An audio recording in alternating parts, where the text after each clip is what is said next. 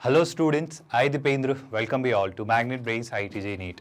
आज के लेक्चर में हमारे 12th स्टैंडर्ड का आईटीजे मैथमेटिक्स का जो चैप्टर चल रहा है मैट्रिसेस एंड डिटरमिनेंट्स, इसके टॉपिक का homogeneous and non homogeneous system of linear equations की डीपीपी हम डिस्कस करेंगे। कई सारे कंसेप्ट रिवाइज करेंगे, कई सारे थ्योरेटिकल कंसेप्ट को और कंसोलिडेट करेंगे इन क्वेश्चंस के थ्रू। तक जो भी चीज़ें पढ़ी हैं उन्हें एक एक करके दोहराते चले जाएंगे इस डीपीपी के थ्रू। तो अच्छे से चीज़ें समझिएगा, बहुत अच्छे से क्वेश्चन अटेम्प्ट करिएगा और मेरा यकीन है इन डीपीपीस को आपने अटेम्प्ट करके क्वेश्चन ज़रूर प्रैक्टिस किए होंगे। तो जो भी अप्रोचेस, जो भी आंसर्स आपके रहे हों, कमेंट्स में ज़रूर लिखिएगा। इसी के साथ साथ स्टूडेंट्स, मेरा यकीन है आप जानते हैं ये जो हमारा प्लेटफॉर्म है ये पूरे तरीके से free of cost quality online education platform है। यानी कि हम किंडरगार्टन से 12th स्टैंडर्ड तक अलग अलग बोर्ड्स, अलग अलग मीडियम्स और कई सारे कॉम्पिटिटिव एग्जाम्स जैसे IIT JEE, NEET, railway, banking, SSC, इस तरीके से हर सेक्टर, हर सेगमेंट में free of cost quality education deliver करते हैं। आई होप आपको ये बात पता है।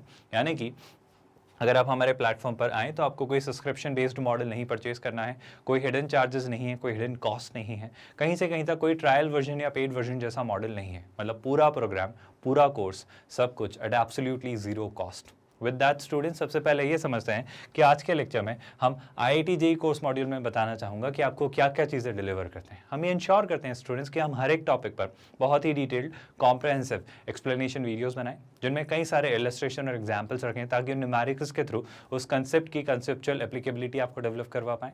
इसी के साथ साथ जब भी कोई टॉपिक कंप्लीट हो उस पर आपको DPP प्रोवाइड करें ताकि उन क्वेश्चंस को प्रैक्टिस करके उस टॉपिक और आप कंसोलिडेट कर लें। इसी के साथ साथ उस DPP का भी वीडियो सोल्यूशन आपको प्रोवाइड करें ताकि अच्छे से आप उन क्वेश्चंस की अप्रोचेस का एक नया पर्सपेक्टिव डेवलप कर पाएं। ना सिर्फ ये स्टूडेंट्स, बल्कि आपको हम हर एक चैप्टर पर 1500 क्वेश्चंस का क्वेश्चन बैंक देंगे ताकि आपको वैरायटी ऑफ क्वेश्चंस का एक्सपोजर मिल सके और आप हर तरह के क्वेश्चन से डील करना या उन्हें टैकल करना सीख पाएं।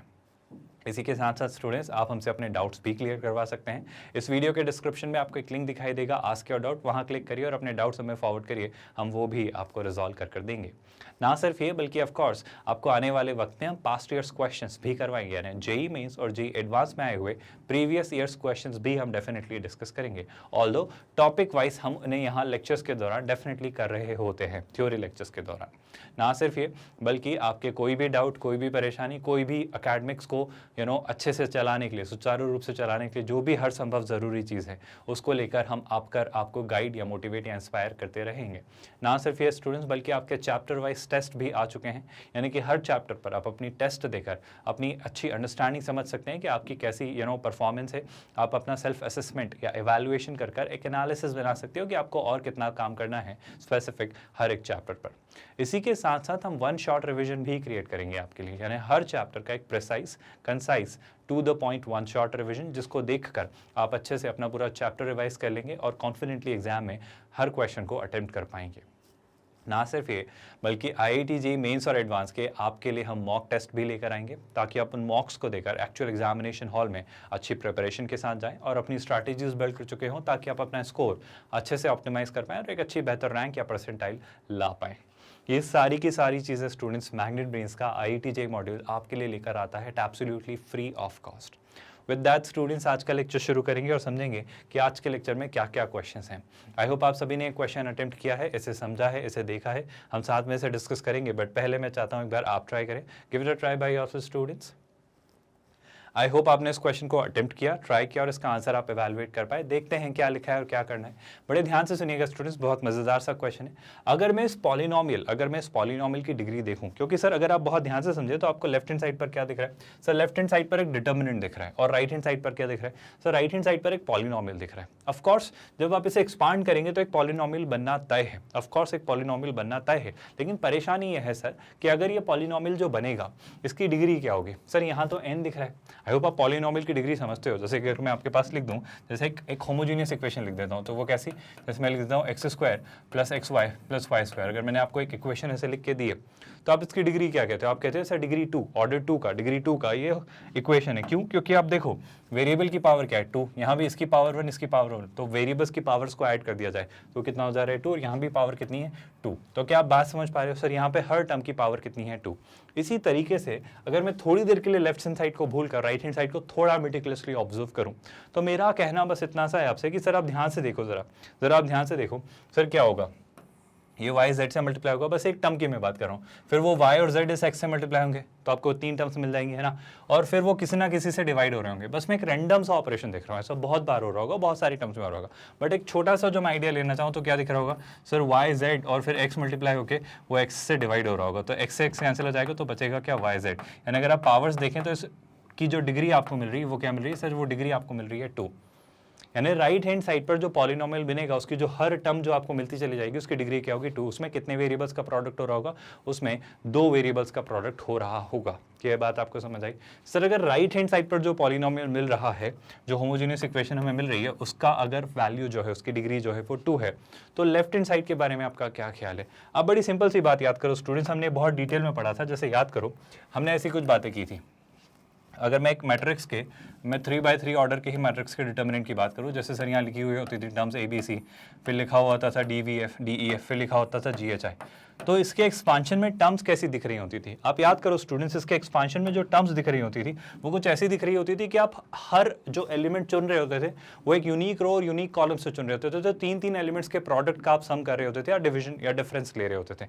याद करो कुछ ऐसा सीखा था कि सर मान लो अगर A दिख रहा है तो A अगर फर्स्ट कॉलम से फर्स्ट रो से उठाया है तो अब जो एलिमेंट आप उठाओगे वो सेकेंड रो के किसी भी और कॉलम से उठना चाहिए, फर्स्ट से नहीं उठना चाहिए। तो मान लो मैंने यहाँ से उठा लिया होता, फिर मान लो अब जो अगला एलिमेंट उठाएंगे वो थर्ड रो से उठाएंगे, लेकिन अब कॉलम फर्स्ट और थर्ड यूज हो चुके हैं तो सेकंड कॉलम यूज करोगे। इस तरीके से आपको टर्म्स मिला करती थी, जैसे एक मिल जाती थी AFH, ऐसे और भी टर्म्स आपको मिलती चली जाती थी। बट इसके एक्सपांशन में हमने सीखा है कि सर आपको 3 टर्म्स का प्रोडक्ट मिलता था, आपको 3 टर्म्स का प्रोडक्ट मिलता था, और वो तीनों टर्म्स आप कैसे चुनते थे? वो हर एक रो और हर एक यूनिक कॉलम से चुनी जाती थी। यानी मैं अगर आपसे बात करूं कि इसके लेफ्ट हैंड साइड पे एक्सपांशन कैसा दिखेगा, तो हर टर्म में बहुत सारी टर्म्स होंगी ऑफ कोर्स, हर टर्म की खास बात ये होगी कि उसमें जो टर्म चुनी जाएगी उसमें 3 टर्म्स मतलब 3 एलिमेंट्स का प्रोडक्ट हो रहा होगा। वो जो 3 एलिमेंट्स होंगे, ये सारी बेसिक्स पे बात आ रही है स्टूडेंट्स। अगर आपने सारे बेसिक्स अच्छे से पढ़े हैं जो थ्योरी लेक्चर्स के दौरान आपको सिखाए गए थे, तो ये क्वेश्चन आप आसानी से ऑब्जर्व करके समझ सकते हैं। मेरा यकीन है क्वेश्चन बहुत टफ, लेंदी या डिफिकल्ट नहीं है। ये क्वेश्चन बस इस बात पर बेस्ड है कि आपने थ्योरी कितने अच्छे से रिवाइज करी। अगर आपको बातें याद है, अगर आपको बेसिक्स याद है, तो क्वेश्चन क्रैक करना बहुत डिफिकल्ट टास्क नहीं है। मैं यही समझाना चाह रहा हूँ। जैसे कि मैं कहना चाह रहा हूँ कि अगर यहाँ पे मैं चीजें फिगर आउट करूँ तो मेरा बस सिंपल सा आपसे पॉइंट ये है कि आप ध्यान से ऑब्जर्व करो स्टूडेंट्स। हम फर्स्ट रो से कोई ना कोई एलिमेंट उठाएंगे। जैसे मान लो मैंने फर्स्ट रो से ये वाला एलिमेंट उठाया, तो सर जब सेकंड रो से आप उठाओगे तो सेकंड कॉलम मत चुनना, हमें अभी यूनिक कॉलम चाहिए। तो मान लो सेकंड रो से मैंने थर्ड कॉलम चुन लिया, तो सर आपके सेकंड और थर्ड कॉलम चुने जा चुके हैं, फर्स्ट और सेकंड रो चुनी जा चुकी है, तो जब अगला एलिमेंट होगा वो ये होगा। क्या आप मेरी बात समझ पा रहे हो? मतलब ऐसे 3 टर्म्स इंडिविजुअली आपको उनका प्रोडक्ट का सम या डिफरेंस लेना होगा। तो जो राइट हैंड साइड पर, जो लेफ्ट हैंड साइड पर टर्म्स आएंगी वो कुछ ऐसी दिखेंगी, ऐसे 3 एलिमेंट्स का प्रोडक्ट होगा और वो इस तरीके से चुने जाएंगे। अगर इनका मैं डिग्री समझने की कोशिश करूं तो सर इस वेरिएबल की पावर कितनी है? सर इस वेरिएबल की पावर n+2 है। इस वेरिएबल की पावर कितनी है? सर इस वेरिएबल की पावर n+3 है। और सर इस वेरिएबल की पावर कितनी है? इस वेरिएबल की पावर n है। ऐसी आपको टर्म्स मिलेंगी। तो कहना ऐसे कि सर LHS और RHS इक्वल है, तो जो राइट हैंड साइड की डिग्री है वही लेफ्ट हैंड साइड की डिग्री होनी चाहिए। क्या आप मेरा पॉइंट समझ पाए? यानी कि फाइनली ये जो लेफ्ट हैंड साइड की डिग्री है वो डिग्री राइट हैंड साइड के इक्वल होनी चाहिए। क्या आप मेरा पॉइंट समझ पा रहे हो स्टूडेंट्स? बड़ी ही साधारण, सुलझी हुई सी आसान सी बात मैं कहना चाह रहा हूँ, और मैं ये समझाना चाह रहा हूँ आपको बहुत अच्छे से कि आपको ये करने की जरूरत नहीं है कि आप इसका डिटर्मिनेंट एक्सपांड करें, फिर उसको इस फॉर्म में लेकर आएं और फिर n को कंपेयर करें। आप रियलाइज करो कितना कॉम्प्लिकेटेड हो जाएगा। इतनी मेहनत से ही तो हम बच रहे हैं अगर हमको बेसिक्स पता है तो अगर ये बेसिक पता है तो मैं क्या कहना चाह रहा हूँ सर, लेफ्ट हैंड साइड की डिग्री और राइट हैंड साइड की डिग्री सेम होगी। और अगर डिग्री सेम करनी है तो इसकी डिग्री क्या दिख रही है? 1 + 1 2 + 1 3, बट ये डिनोमिनेटर में तो ये बन जाएगी 2। लेकिन अगर यहाँ देखें तो किन्हीं भी 3 टर्म्स को हम चुने हर बार यूनिक रो और यूनिक कॉलम से, तो उन एलिमेंट्स का प्रोडक्ट जो होगा वो हर एक टर्म आपको देगा। और उस तरीके से आप देखें तो n+2 n+3 और n, ऐसे कोई भी 3 आप रैंडम चुन लें बस यूनिक रो और यूनिक कॉलम से, तो उनका जो सम होगा वो आपको लेफ्ट हैंड साइड की जो आपको डिग्री की जो एलिमेंट्स दिखेंगे उनकी डिग्री आपको देगा। और इस तरीके से देखें सर तो बड़ी ही मजेदार सी बात ये दिख रही है कि ये 2 से 2 कैंसिल हो जा रहा है, n+n+n, ये कितना हो जा रहा है? 3n। इस 3 को उधर शिफ्ट किया तो कितना हो जा रहा है? -3। तो n की वैल्यू कितनी हो जा रही है? n की वैल्यू हो जा रही है -1। तो मेरे ख्याल से तो सर क्वेश्चन बड़ा आसान सा था। आसान तब है स्टूडेंट जब आपको बातें पता हो। मेरा यकीन है अगर आपको न्यूएंसेस पता है, अगर आपको बेसिक्स पता है तो क्वेश्चंस तो ऑफ कोर्स इजी होंगे। यही तो बेसिक फंडा है। तो आंसर क्या होगा सर? आंसर होगा ऑप्शन सी। यकीनन तौर पर कई सारे स्टूडेंट्स ने इसे फिगर आउट कर लिया होगा अगर उन्हें फंडे पता हैं, अगर ये बेसिक्स पता हैं और अगर ये पॉइंट्स वो रिकॉल कर पा रहे हैं तो of course. With that students I think अब हम मूव करेंगे, शिफ्ट करेंगे नेक्स्ट क्वेश्चन पर, अगर ये कंसेप्ट क्लियर हैं तो। नेक्स्ट क्वेश्चन क्या नजर आ रहा है सर? नेक्स्ट क्वेश्चन में हमें कॉम्प्लेक्स नंबर के बारे में बात हो रही है, और अगर आप थोड़ा और ध्यान से ऑब्जर्व करें तो क्यूब रूट ऑफ यूनिटी की बात हो रही है, ठीक है सर, और इस डिटर्मिनेंट की वैल्यू पूछी जा रही है। जल्दी से इस क्वेश्चन को ट्राई करिए, फिर हम साथ में इसे डिटेल में डिस्कस करेंगे। Give it a try by yourself first of all. I hope आपने स्क्रीन पॉज करके दो चीज़ें ज़रूर लिखी कमेंट्स में, एक तो आपकी मेथड जो आपने अप्रोच यहाँ यूज़ की, और दूसरा आपका आंसर जो निकल कर आ रहा है। सर क्या करना होगा, थोड़ा सा अगर मैं डिटर्मिनेंट्स की हेल्प लूँ, अगर मैं थोड़ी सी डिटर्मिनेंट्स की हेल्प लूँ, तो मैं एक बड़ा सिंपल सा पॉइंट आपसे कहना चाह रहा हूँ, सुनिएगा बहुत ध्यान से। ये लिखा हुआ है आपका ओमेगा, और ओमेगा के बारे में हम कुछ बात तो जानते हैं। क्या बातें जानते हैं सर? सर एक प्रॉपर्टी होती है, अगर मैं कॉम्प्लेक्स नंबर चैप्टर को रिकॉल करवाऊँ, अगर कॉम्प्लेक्स नंबर्स चैप्टर को हम याद करें तो सर ओमेगा अगर क्यूब रूट ऑफ यूनिटी है तो 1 प्लस ओमेगा स्क्वायर क्या होता है? 0। क्या ये प्रॉपर्टी आपको याद है? आई होप ये बात आपको याद है। सर ये क्यों याद दिला रहे हो? अगर आप इस डिटर्मिनेंट को ज़रा ध्यान से देखो, तो मेरा कहना बस इतना सा है कि अगर ये प्रॉपर्टी दिखे ना दिखे, पर अगर ऐसा कुछ बन रहा होगा तो ज़रूर हम यूज़ करेंगे। बट अगर मैं इस डिटर्मिनेंट को देखूँ तो सर यहाँ भी 1 1 दिख रहा है और यहाँ भी 1 1 दिख रहा है। तो चूंकि अभी हमने इसके एक्सपांशन के लिए वो टेक्निक्स नहीं सीखी हैं कि इस एक्सपांशन को सिंप्लीफाई कैसे किया जा सकता है। सो फार अभी तक जो आपके थ्योरी लेक्चर्स हुए हैं उनमें डिटर्मिनेंट के एक्सपांशन पर हमने बहुत डिटेल में बात नहीं की। मतलब ऑफकोर्स डिटर्मिनेंट का एक्सपांशन यानी एवैल्यूएशन तो देखा है, लेकिन उसको सिंप्लीफाई करने की टेक्निक्स के बारे में बात नहीं की। और इसी बात पर मैं बार बार एम्फेसाइज कर रहा हूँ कि आने वाले लेक्चर्स के दौरान मैं आपको डिटर्मिनेंट्स के एवैल्यूएशन की सिंप्लीफाइड टेक्निक्स बताऊंगा कि देखो पहले से ऐसे सिंप्लीफाई कर लो, फिर एक्सपांड करो तो और जल्दी आंसर आएगा। बट चूंकि अभी वो पता नहीं है, इसलिए मैं सीधा टेक्निक यूज कर रहा हूँ, इसको सिंप्लीफाई कर रहा हूँ। बट आप क्या कर सकते हो मैं बता रहा हूँ।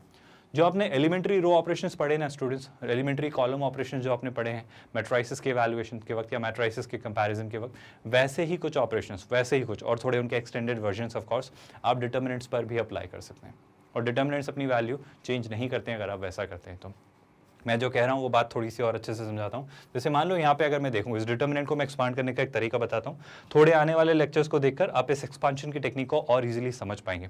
डिटर्मिनेंट में कभी फर्क नहीं पड़ता अगर आप किन्हीं दो रोज या किन्हीं दो कॉलम्स को अगेन किसी और वैल्यू से मल्टीप्लाई करके सबट्रैक्ट कर दें तो।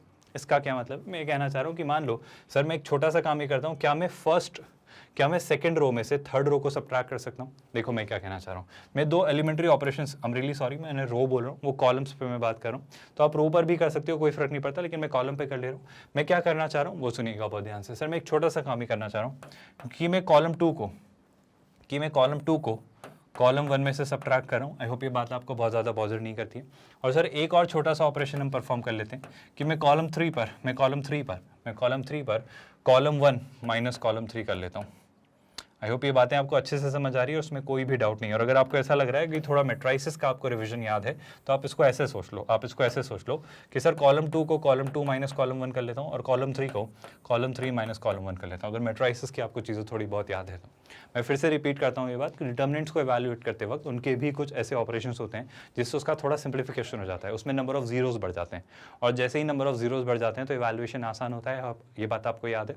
ऐसा क्यों किया, ऐसा करने का फायदा देखो, और आपको क्लिक होगा कि सर ऐसा ही क्यों किया, ये आपको रियलाइज होगा। मेरी कोशिश ये रही क्योंकि यहाँ और यहाँ 1 1 1 दिख रहा है, तो मैंने यहाँ और यहाँ 0 बनाया है। कैसे, बहुत ध्यान सुनिए। सर फर्स्ट कॉलम तो अनअफेक्टेड रहा, तो फर्स्ट कॉलम क्या रहा? 1 1 1, ठीक है। सेकंड कॉलम में क्या हो रहा है? सर सेकंड कॉलम में हो रहा है कि सेकंड कॉलम में से फर्स्ट कॉलम सबट्रैक्ट कर रहे हैं। मतलब क्या, इसमें से इसे सबट्रैक्ट करना, इंडिविजुअल करस्पॉन्डिंग एलिमेंट्स, यानी 1 में से 1 सबट्रैक्ट किया तो कितना? 0। इस -1 माइनस ओमेगा स्क्वायर में से 1 सबट्रैक्ट किया तो हो जाएगा -2 माइनस ओमेगा स्क्वायर। आई होप ये बातें बहुत अच्छे से समझ आ रही हैं। ओमेगा स्क्वायर में से 1 सबट्रैक्ट किया तो ये हो जाने वाला है ओमेगा स्क्वायर -1। आई होप ये बातें आपको समझ आ रही हैं। आप अगर चाहें तो सीधे इसे एक्सपांड कर दीजिए, इसे एवैल्यूएट कर दीजिए जो हमने सीखा है। किसी भी रो किसी भी कॉलम के अलॉन्ग आपको कोई फर्क नहीं पड़ेगा, आपका आंसर तब भी वही आएगा। बट ये बस एक टेक्निक है जिससे थोड़ा सा सिंप्लीफिकेशन आसान हो जाता है और आप और जल्दी आंसर ला पाते हैं। बस मैं वही बात आपको सिखाना चाह रहा हूँ। फिर इस बारे में और डिटेल में बात हम डिटर्मिनेंट्स के डिस्कशन के दौरान करेंगे। पहले मैं आपको अभी और डिटेल में पढ़ाने वाला हूँ आने वाले लेक्चर्स के दौरान कि डिटर्मिनेंट्स के इवैल्यूएशन की और भी क्या क्या टेक्निक्स होती हैं, तब हम और डिटेल में समझेंगे। तो तब के लिए इसे थोड़ा बचा के रखते हैं, बट फिर भी थोड़ा समझने की कोशिश करिए, क्योंकि मैट्रिसेस में हमने एलिमेंट्री ऑपरेशंस की बात की है, ये कुछ वैसे ही होते हैं। बट अगर मैं थोड़ी सी और इस पर क्लैरिटी दूं तो सर हम कॉलम 3 में से कॉलम 1 सबट्रैक्ट करें तो 1 - 1 ये भी क्या हो जाने वाला है? सर ये भी 0 हो जाने वाला है। ओमेगा स्क्वायर -1 तो आपको यहाँ क्या दिखेगा? सर आपको दिखेगा ओमेगा स्क्वायर -1। और यहाँ क्या दिखेगा? सर यहाँ दिखेगा ओमेगा टू द पावर 4 -1। क्या बड़ी सुलझी हुई सी आसान सी सॉर्टेड सी बातें आपको नजर आ रही हैं। अब एक छोटा सा काम मैं ये करना चाह रहा हूँ कि अब मैं रो 1 के अलॉन्ग एक्सपांड करूंगा। अब मैं रो 1 के अलॉन्ग इसे एवेलुएट करूंगा। क्यों करूंगा सर? क्योंकि दिख रहा है ना स्टूडेंट्स 1 0 और 2 0, तो आपको पहली बात तो इस 0 और इस 0 का को फैक्टर निकालने की जरूरत ही नहीं है, आपको बस इस 1 का निकालना और वही आपका आंसर हो जाएगा। उसी से आप आसानी से वर्कआउट कर लेंगे इसका आंसर। क्या आप ये पॉइंट समझ पाए? मेरे ख्याल से बहुत आसान सी बात है। स्टूडेंट्स कैसे सोचेंगे, ध्यान से सुनिएगा। सर सीधी सीधी सी बात है, रो 1 के अलॉन्ग एक्सपांड किया तो हम क्या लिखेंगे? पहले 1, अब 1 into what? This minus this, याद है सर? फिर 0 इंटू समथिंग, फिर 0 इंटू समथिंग, उनका कोई औचित्य ही नहीं है, तो सीधे बस 1 पे बात करनी और आपका आंसर आपके पास होगा। तो इधर क्या दिख रहा है सर? इधर दिख रहा है -2 माइनस ओमेगा स्क्वायर। इससे क्या मल्टीप्लाई हो रहा होगा? इससे अगर आप मल्टीप्लाई करें तो मल्टीप्लाई हो रहा होगा ओमेगा टू द पावर 4 -1। क्या ये पॉइंट आपको समझ आया? इसमें से क्या सब्ट्रैक्ट करेंगे सर? इसमें से सब्ट्रैक्ट करेंगे omega square -1 into omega square -1, तो ये क्या हो जाएगा सर? ये हो जाएगा ओमेगा स्क्वायर -1 का होल स्क्वायर। तो ये आपका फाइनल आंसर होगा। बट सर ये तो अभी थोड़ा सा सिंप्लीफाइड सा नहीं दिख रहा है, तो कैसे सिंप्लीफाई कर सकते हैं? बिल्कुल कोशिश करते हैं स्टूडेंट्स, और ऑप्शंस अगर मैं देखूं तो ऐसा कुछ बनाने की कोशिश करते हैं। क्या आपको ये बात समझ आई? सो ट्राई ज़रूर करेंगे, ध्यान से देखिएगा कैसे कर सकते हैं वो समझो स्टूडेंट्स। सबसे पहली बात तो ये, सबसे पहली और सबसे ज़रूरी बात तो ये, क्या मैं यहाँ पर कुछ चीज़ें कर सकता हूँ? ध्यान से सुनना स्टूडेंट्स। पहले मैं पूरा है तो मल्टीप्लिकेशन कर दूँ या पूरा सिंप्लीफाई कर दूँ? -2 माइनस ओमेगा स्क्वायर को तो ऐसे ही रखते हैं हम, -2 माइनस ओमेगा स्क्वायर को तो ऐसे ही रखते हैं, ज़्यादा बदलाव नहीं लाते। इवन मैं माइनस भी कॉमन ले रहा हूँ, लेकिन क्या ओमेगा टू द पावर 4 का हम कुछ कर सकते हैं? एक छोटी सी प्रॉपर्टी आपको याद होगी कि कॉम्प्लेक्स नंबर में ना सिर्फ ये ट्रू होता है, ना सिर्फ ये ट्रू होता है, बल्कि एक और बात ट्रू होती है कि क्यूब रूट ऑफ यूनिटी जो कि ओमेगा है, तो ओमेगा का क्यूब क्या होगा? ओमेगा का क्यूब ऑफकोर्स 1 होगा। अगर ओमेगा का क्यूब 1 होगा तो मैं क्या ऐसा कह सकता हूँ, ओमेगा टू द पावर 4 को मैं ओमेगा क्यूब इंटू ओमेगा, तो ओमेगा क्यूब अगर 1 हो जा रहा है तो ये क्या हो जाएगा? ओमेगा -1। आई होप ये बात आपको समझ आ रही है। सिमिलरली अगर यहाँ मैं इसे एक्सप्लोर करूँ, अगर ये स्क्वायर को एक्सप्लोर करूँ तो ये क्या बनेगा सर? ये बनेगा ओमेगा स्क्वायर का स्क्वायर यानी omega to the power 4 plus 1 का स्क्वायर यानी 1 माइनस कितना 2 टाइम्स ओमेगा स्क्वायर। क्या ये पॉइंट आपको समझ आया? आई होप बड़ी सुलझी हुई सी साधारण सी सॉर्टेड सी मैं बातें कर रहा हूँ आपसे। सर एक छोटा सा काम कर लेते हैं, क्या इसका भी मल्टीप्लिकेशन कर सकते हैं? बिल्कुल कर सकते हैं स्टूडेंट्स। तो अगर यहाँ मल्टीप्लिकेशन किया तो सबसे पहले क्या दिखेगा? सबसे पहले दिखेगा -2 ओमेगा, है ना? फिर -2 इंटू -1 दैट्स +2, फिर sir minus omega square into omega that's minus omega cube, और यहाँ minus omega square into -1 that's minus plus omega square. I hope ये बातें समझ आई। -2 ओमेगा माइनस ओमेगा क्यूब, है ना? -2 इंटू -1 +2 और minus omega square into -1 plus omega square. अभी क्या सर? अगर यहाँ देखें तो अगेन मैं ओमेगा टू द पावर 4 को क्या लिख सकता हूँ sir? Omega cube into omega that's again omega cube 1, तो ये क्या बचेगा सर? ये बचेगा ओमेगा। सर ये बन जाने वाला है -1 और यहाँ बन जाने वाला है +2 ओमेगा स्क्वायर। आई होप ये बातें आपको समझ आ रही हैं, कोई कन्फ्यूजन नहीं है। अब अगर चीज़ें आप देखना चाहें, अगर आप चीज़ें समझना चाहें तो क्या क्या कैंसिल हो रहा है सर? कुछ तो कैंसिल होना चाहिए, कुछ तो चीज़ें वर्कआउट होना चाहिए। जैसे पहला ऑब्जर्वेशन जो मुझे सीधा सीधा दिख रहा है वो क्या कि सर देखो आप ध्यान से, ओमेगा क्यूब कितना होता है? 1, यानी ये लिखा है -1, है ना? ये लिखा है -1, -1 -2, तो कहना है इसे -2 को +2 कैंसिल करेगा। आई होप बहुत कन्फ्यूजन में क्रिएट नहीं कर रहा हूँ, चीज़ें आपको आसानी से समझ आ रही हैं। और क्या सर? और एक और छोटी सी बात, अगर मैं अब चीज़ें वर्कआउट करना चाहूँ तो देखो ध्यान से स्टूडेंट्स, क्या 2 omega square plus omega square that's 3 omega square, that's 3 omega square, है ना? Minus omega -2 omega that's -3 omega. I hope ये बात आपको समझ आई। तो सर क्लियरली 3 ओमेगा आप कॉमन ले सकते हो, और जैसे ही आपने 3 ओमेगा कॉमन लिया तो बच जा रहा है omega -1। So this I think should be the answer, और ऐसा कुछ अगर दिख रहा है तो क्लियरली ऑप्शन भी दिख रहा है। तो डिड यू रियलाइज एक आसान सा मैट्रिक्स के या रादर डिटर्मिनेंट के एवेल्युएशन पर बेस्ड क्वेश्चन, और सीधा सा कॉलम वाइज हमने एक एलिमेंट्री ऑपरेशन ट्राई किया। इनके बारे में हम और डिटेल में बात करेंगे, तो चिंता मत करना ये क्यों हुआ, कैसे हुआ, ये हम और डिटेल में डिस्कस करेंगे थ्योरी लेक्चर्स के दौरान। बट मेरा यकीन है कि आपको बाकी पार्ट अच्छे से समझ आया। विद दैट स्टूडेंट्स मूव करते हैं नेक्स्ट क्वेश्चन की तरफ। अगला क्वेश्चन आपके सामने, ज़रा इस क्वेश्चन को ट्राई करिए। इसमें कंसेप्ट यूज़ हो रहा है लिमिट का, उसके बारे में हम बिल्कुल डिटेल में डिस्कशन करेंगे। बट चूंकि मेरा कहना है कि IIT-JEE मेंस और एडवांस के क्वेश्चंस आपके जो होते हैं वो अलग अलग कंसेप्ट्स को मर्ज करके पूछे जाते हैं, और मेरी कोशिश है कि मैं DPP के थ्रू ही आपकी वो आदत डलवाऊँ। रादर हम तो थ्योरी लेक्चर्स में ही प्रीवियस ईयर्स के मेंस और एडवांस के क्वेश्चन टॉपिक रिलेटेड कर ही रहे होते हैं। तो यहाँ पर भी मैं वही करना चाहता हूँ कि मैं अलग अलग कंसेप्ट्स को, टॉपिक्स को मर्ज करके, चैप्टर्स को मर्ज करके आपके क्वेश्चंस लेकर आऊँ। तो ये भी एक ऐसा ही क्वेश्चन है, ज़रा इसे खुद से ट्राई करिए, वरना एनीवे हम साथ में तो ऑफकोर्स डिस्कस करेंगे। आई होप आप स्क्रीन पॉज करके क्वेश्चन ट्राई करते हैं, ना सिर्फ आप ट्राई करते हैं बल्कि इनके आंसर्स कमेंट्स में ज़रूर लिख रहे हैं और मुझे बता रहे हैं कि आप क्या अप्रोच, क्या मेथड यूज़ करें। प्लीज़ लिखिए, इतने एफर्ट्स डालिए, है ना। That helps me in understanding it better कि आप कैसे चीज़ें समझ पा रहे हैं और चीज़ें कैसे रेसिप्रोकेट हो रही हैं। तो अगर इस क्वेश्चन को समझें तो सर GX कुछ तो लिखा हुआ है, GX में काफ़ी कुछ लिखा हुआ है। मैं एक छोटी सी बात आपको समझाना चाह रहा हूँ स्टूडेंट्स, इस प्रॉपर्टी को, इस बात को ऐसे याद रखिएगा। प्रॉपर्टी है, दो बातें, इन्हें हम डिटेल में डिस्कस करेंगे थ्योरी लेक्चर के दौरान। पहली बात तो है रिलेटेड टू डिटर्मिनेंट्स और दूसरी बात है रिलेटेड टू लिमिट्स, है ना। बहुत ध्यान से सुनिएगा स्टूडेंट्स। लिमिट से रिलेटेड ये बात है, लिमिट से रिलेटेड ये बात है कि अगर मुझे कोई एक्सप्रेशन दिया जाए, अगर मुझे कोई एक्सप्रेशन दिया जाए जैसे f of x upon g of x, अगर मुझे कोई एक्सप्रेशन दिया जाए f of x upon g of x और पूछा जाए लिमिट x अप्रोचेस a की वैल्यू क्या होगी, तो लिमिट कंसेप्ट का क्या मतलब होता है, इसे इन डिटेल में लिमिट्स एंड कंटिन्यूटी, जो इसी के बाद हम शुरू करेंगे के दौरान डिटेल में डिस्कस करेंगे। बट फिलहाल मैं जो पॉइंट समझाना चाह रहा हूँ वो ये कि सर अगर ये ए वैल्यू यहाँ पास की जाए, अगर ये वैल्यू पास की जाए और हमें ये फिगर आउट हो रहा है कि ये जो एफ ऑफ ए है सर वो भी जीरो आ रहा है और जो जी ऑफ ए है वो भी जीरो आ रहा है, जो जी ऑफ ए है वो भी जीरो आ रहा है, मतलब सर अगर कोइंसिडेंटली, अगर ये कोइंसिडेंटली 0/0 फॉर्म बनती हुई दिखती है हमें, अगर ये 0/0 फॉर्म बनती हुई दिखती है हमें, तो हम कहते हैं, सुनिएगा बहुत ध्यान से, अगर एक इस तरह का आपका पॉलिनोमियल वाला ऐसा पार्ट दिख रहा है कि वो फ्रैक्शन पार्ट में मौजूद है, कैसा, रैशनल फॉर्म में कि f of x upon g of x, जहाँ पे न्यूमरेटर भी इस वैल्यू को पास करने पर जीरो को अप्रोच करे और डिनोमिनेटर भी इस वैल्यू को पास करने पर जीरो अप्रोच करे। ये एग्जैक्टली क्या होता है, लिमिट क्या होती है, ये अप्रोच क्या कर रहा है, 0/0 फॉर्म क्या है, ये सारी बातें लिमिट्स, कंटिन्यूटी एंड डिफरेंशिएबिलिटी में बहुत क्लैरिटी से आपको समझाऊंगा। तो इसको अभी मैं बस सुपरफिशियली टच कर रहा हूँ, बट उस चैप्टर के दौरान हम बहुत अच्छे से पढ़ेंगे, तो घबराना मत। सर जब भी ऐसी 0/0 फॉर्म मिले तो हम यूज़ करते हैं लॉपिटल रूल। अब सर ये लॉपिटल क्या होता है, generally people pronounce it as L hospital rule, but it is actually L'Hopital rule.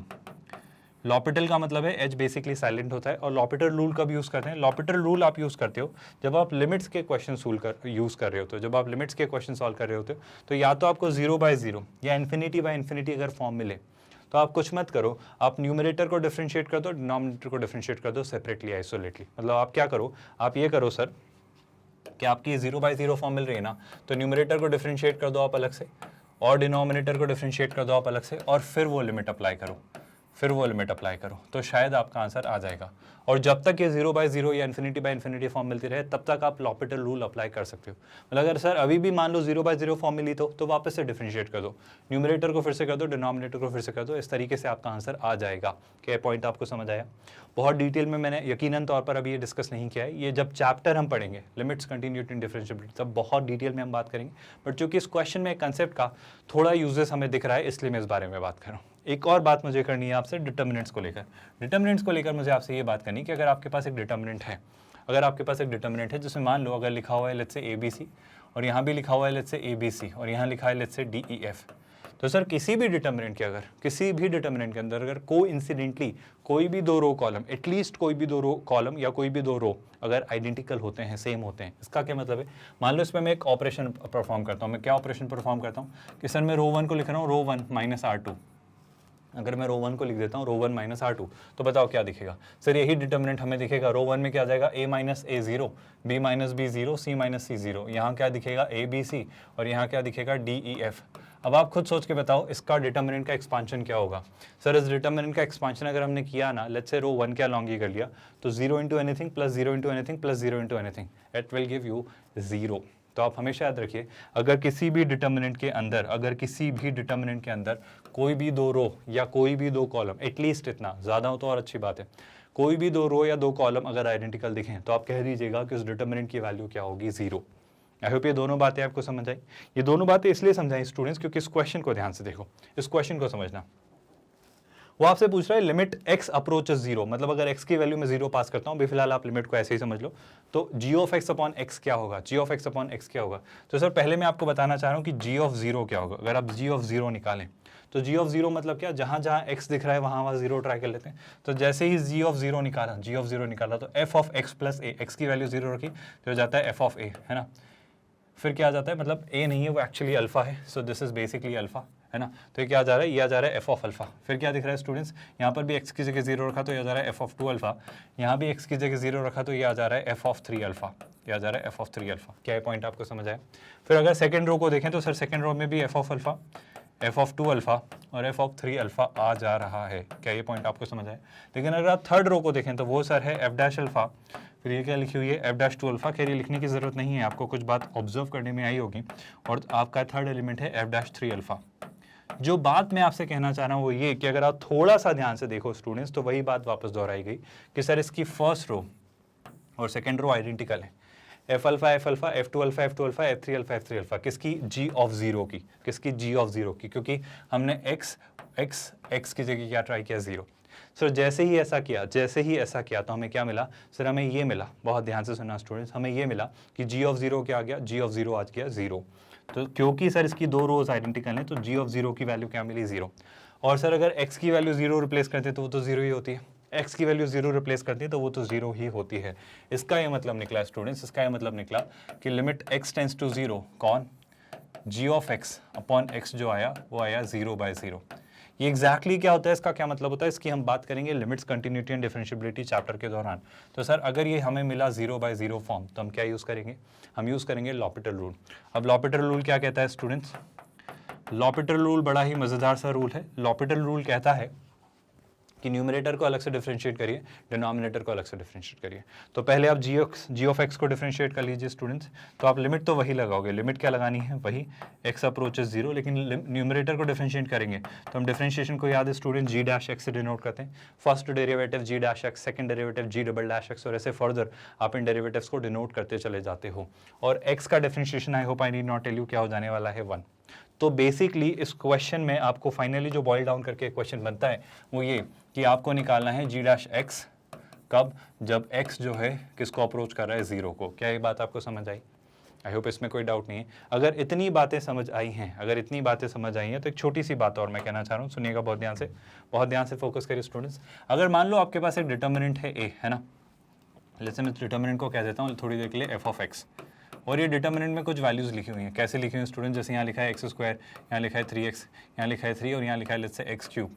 और अगर मैं आपसे पूछूं इसका डिफरेंशिएशन बताओ, तो इसका डिफरेंशिएशन आप कहोगे, इसका डिफरेंशिएशन मतलब आपसे मैं पूछ रहा हूँ एफ डैश एक्स, तो इसका डिफरेंशिएशन आप कहोगे, बहुत ध्यान से सुनना सर, आप एक एक करके रो को या एक एक करके कॉलम को डिफरेंशिएट करिए। मान लो मैं रो वाइज डिफरेंशिएट कर रहा हूँ, तो रो वाइज डिफरेंशिएशन का मतलब होता है सर पहले आप फर्स्ट रो का डिफरेंशिएशन कर दीजिए। तो एक्स स्क्वायर का differentiation I hope students remember 2x, 3x का डिफरेंशिएशन 3 है ना, 3 का डिफरेंशिएशन कांस्टेंट है तो 0, और x क्यूब का डिफरेंशिएशन 3x स्क्वायर।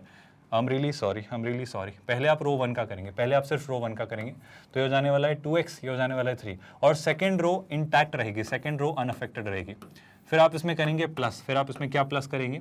अब आपने फर्स्ट रो का डिफरेंशिएशन किया है तो अब आप first row as it is रखेंगे, यानी क्या?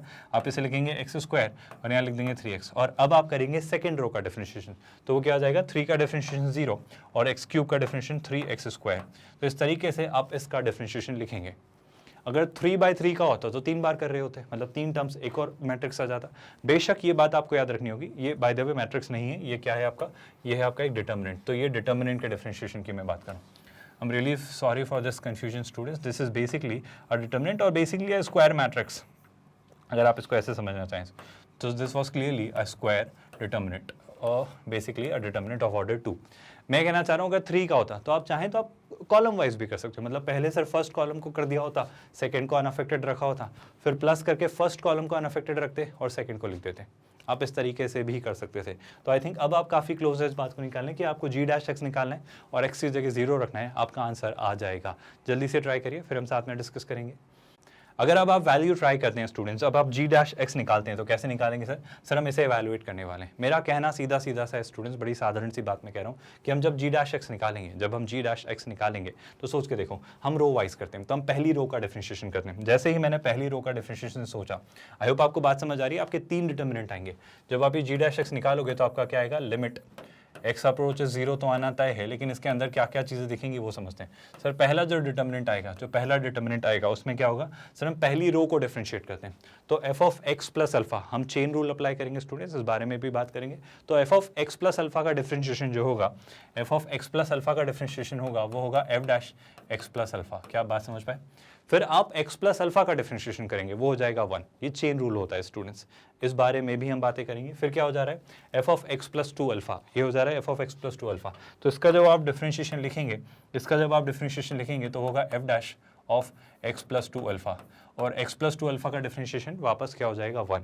सिमिलरली अगर मैं बात करूं किसकी, f of x plus 3 alpha, तो इसका डिफरेंशिएशन क्या हो जाएगा, ये हो जाएगा f dash of x plus 3 alpha.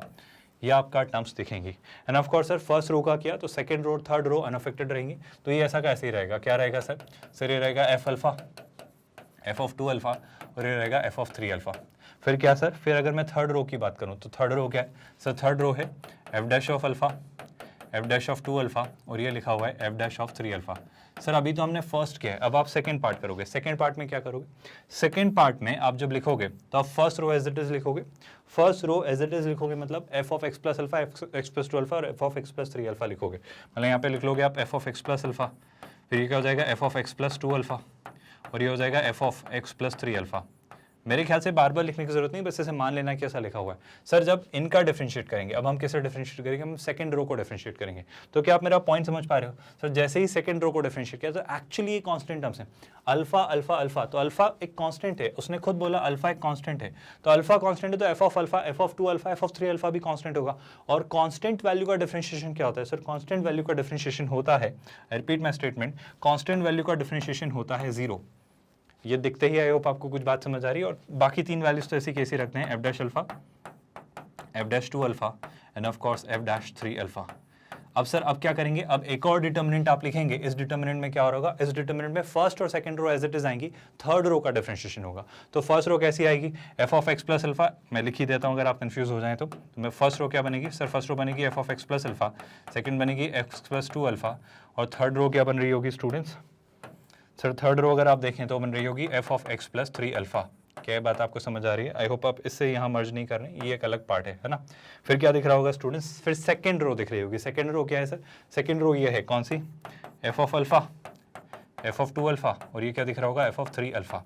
लेकिन सर अगर थर्ड रो की बात करें तो पहली बार में फर्स्ट रो को डिफरेंशिएट किया, प्लस फर्स्ट और थर्ड ऐसी, सेकंड रो का differentiation plus first and second ऐसी, थर्ड रो का डिफरेंशिएशन। थर्ड रो क्या है, f dash alpha, f dash 2 alpha, f dash 3 alpha.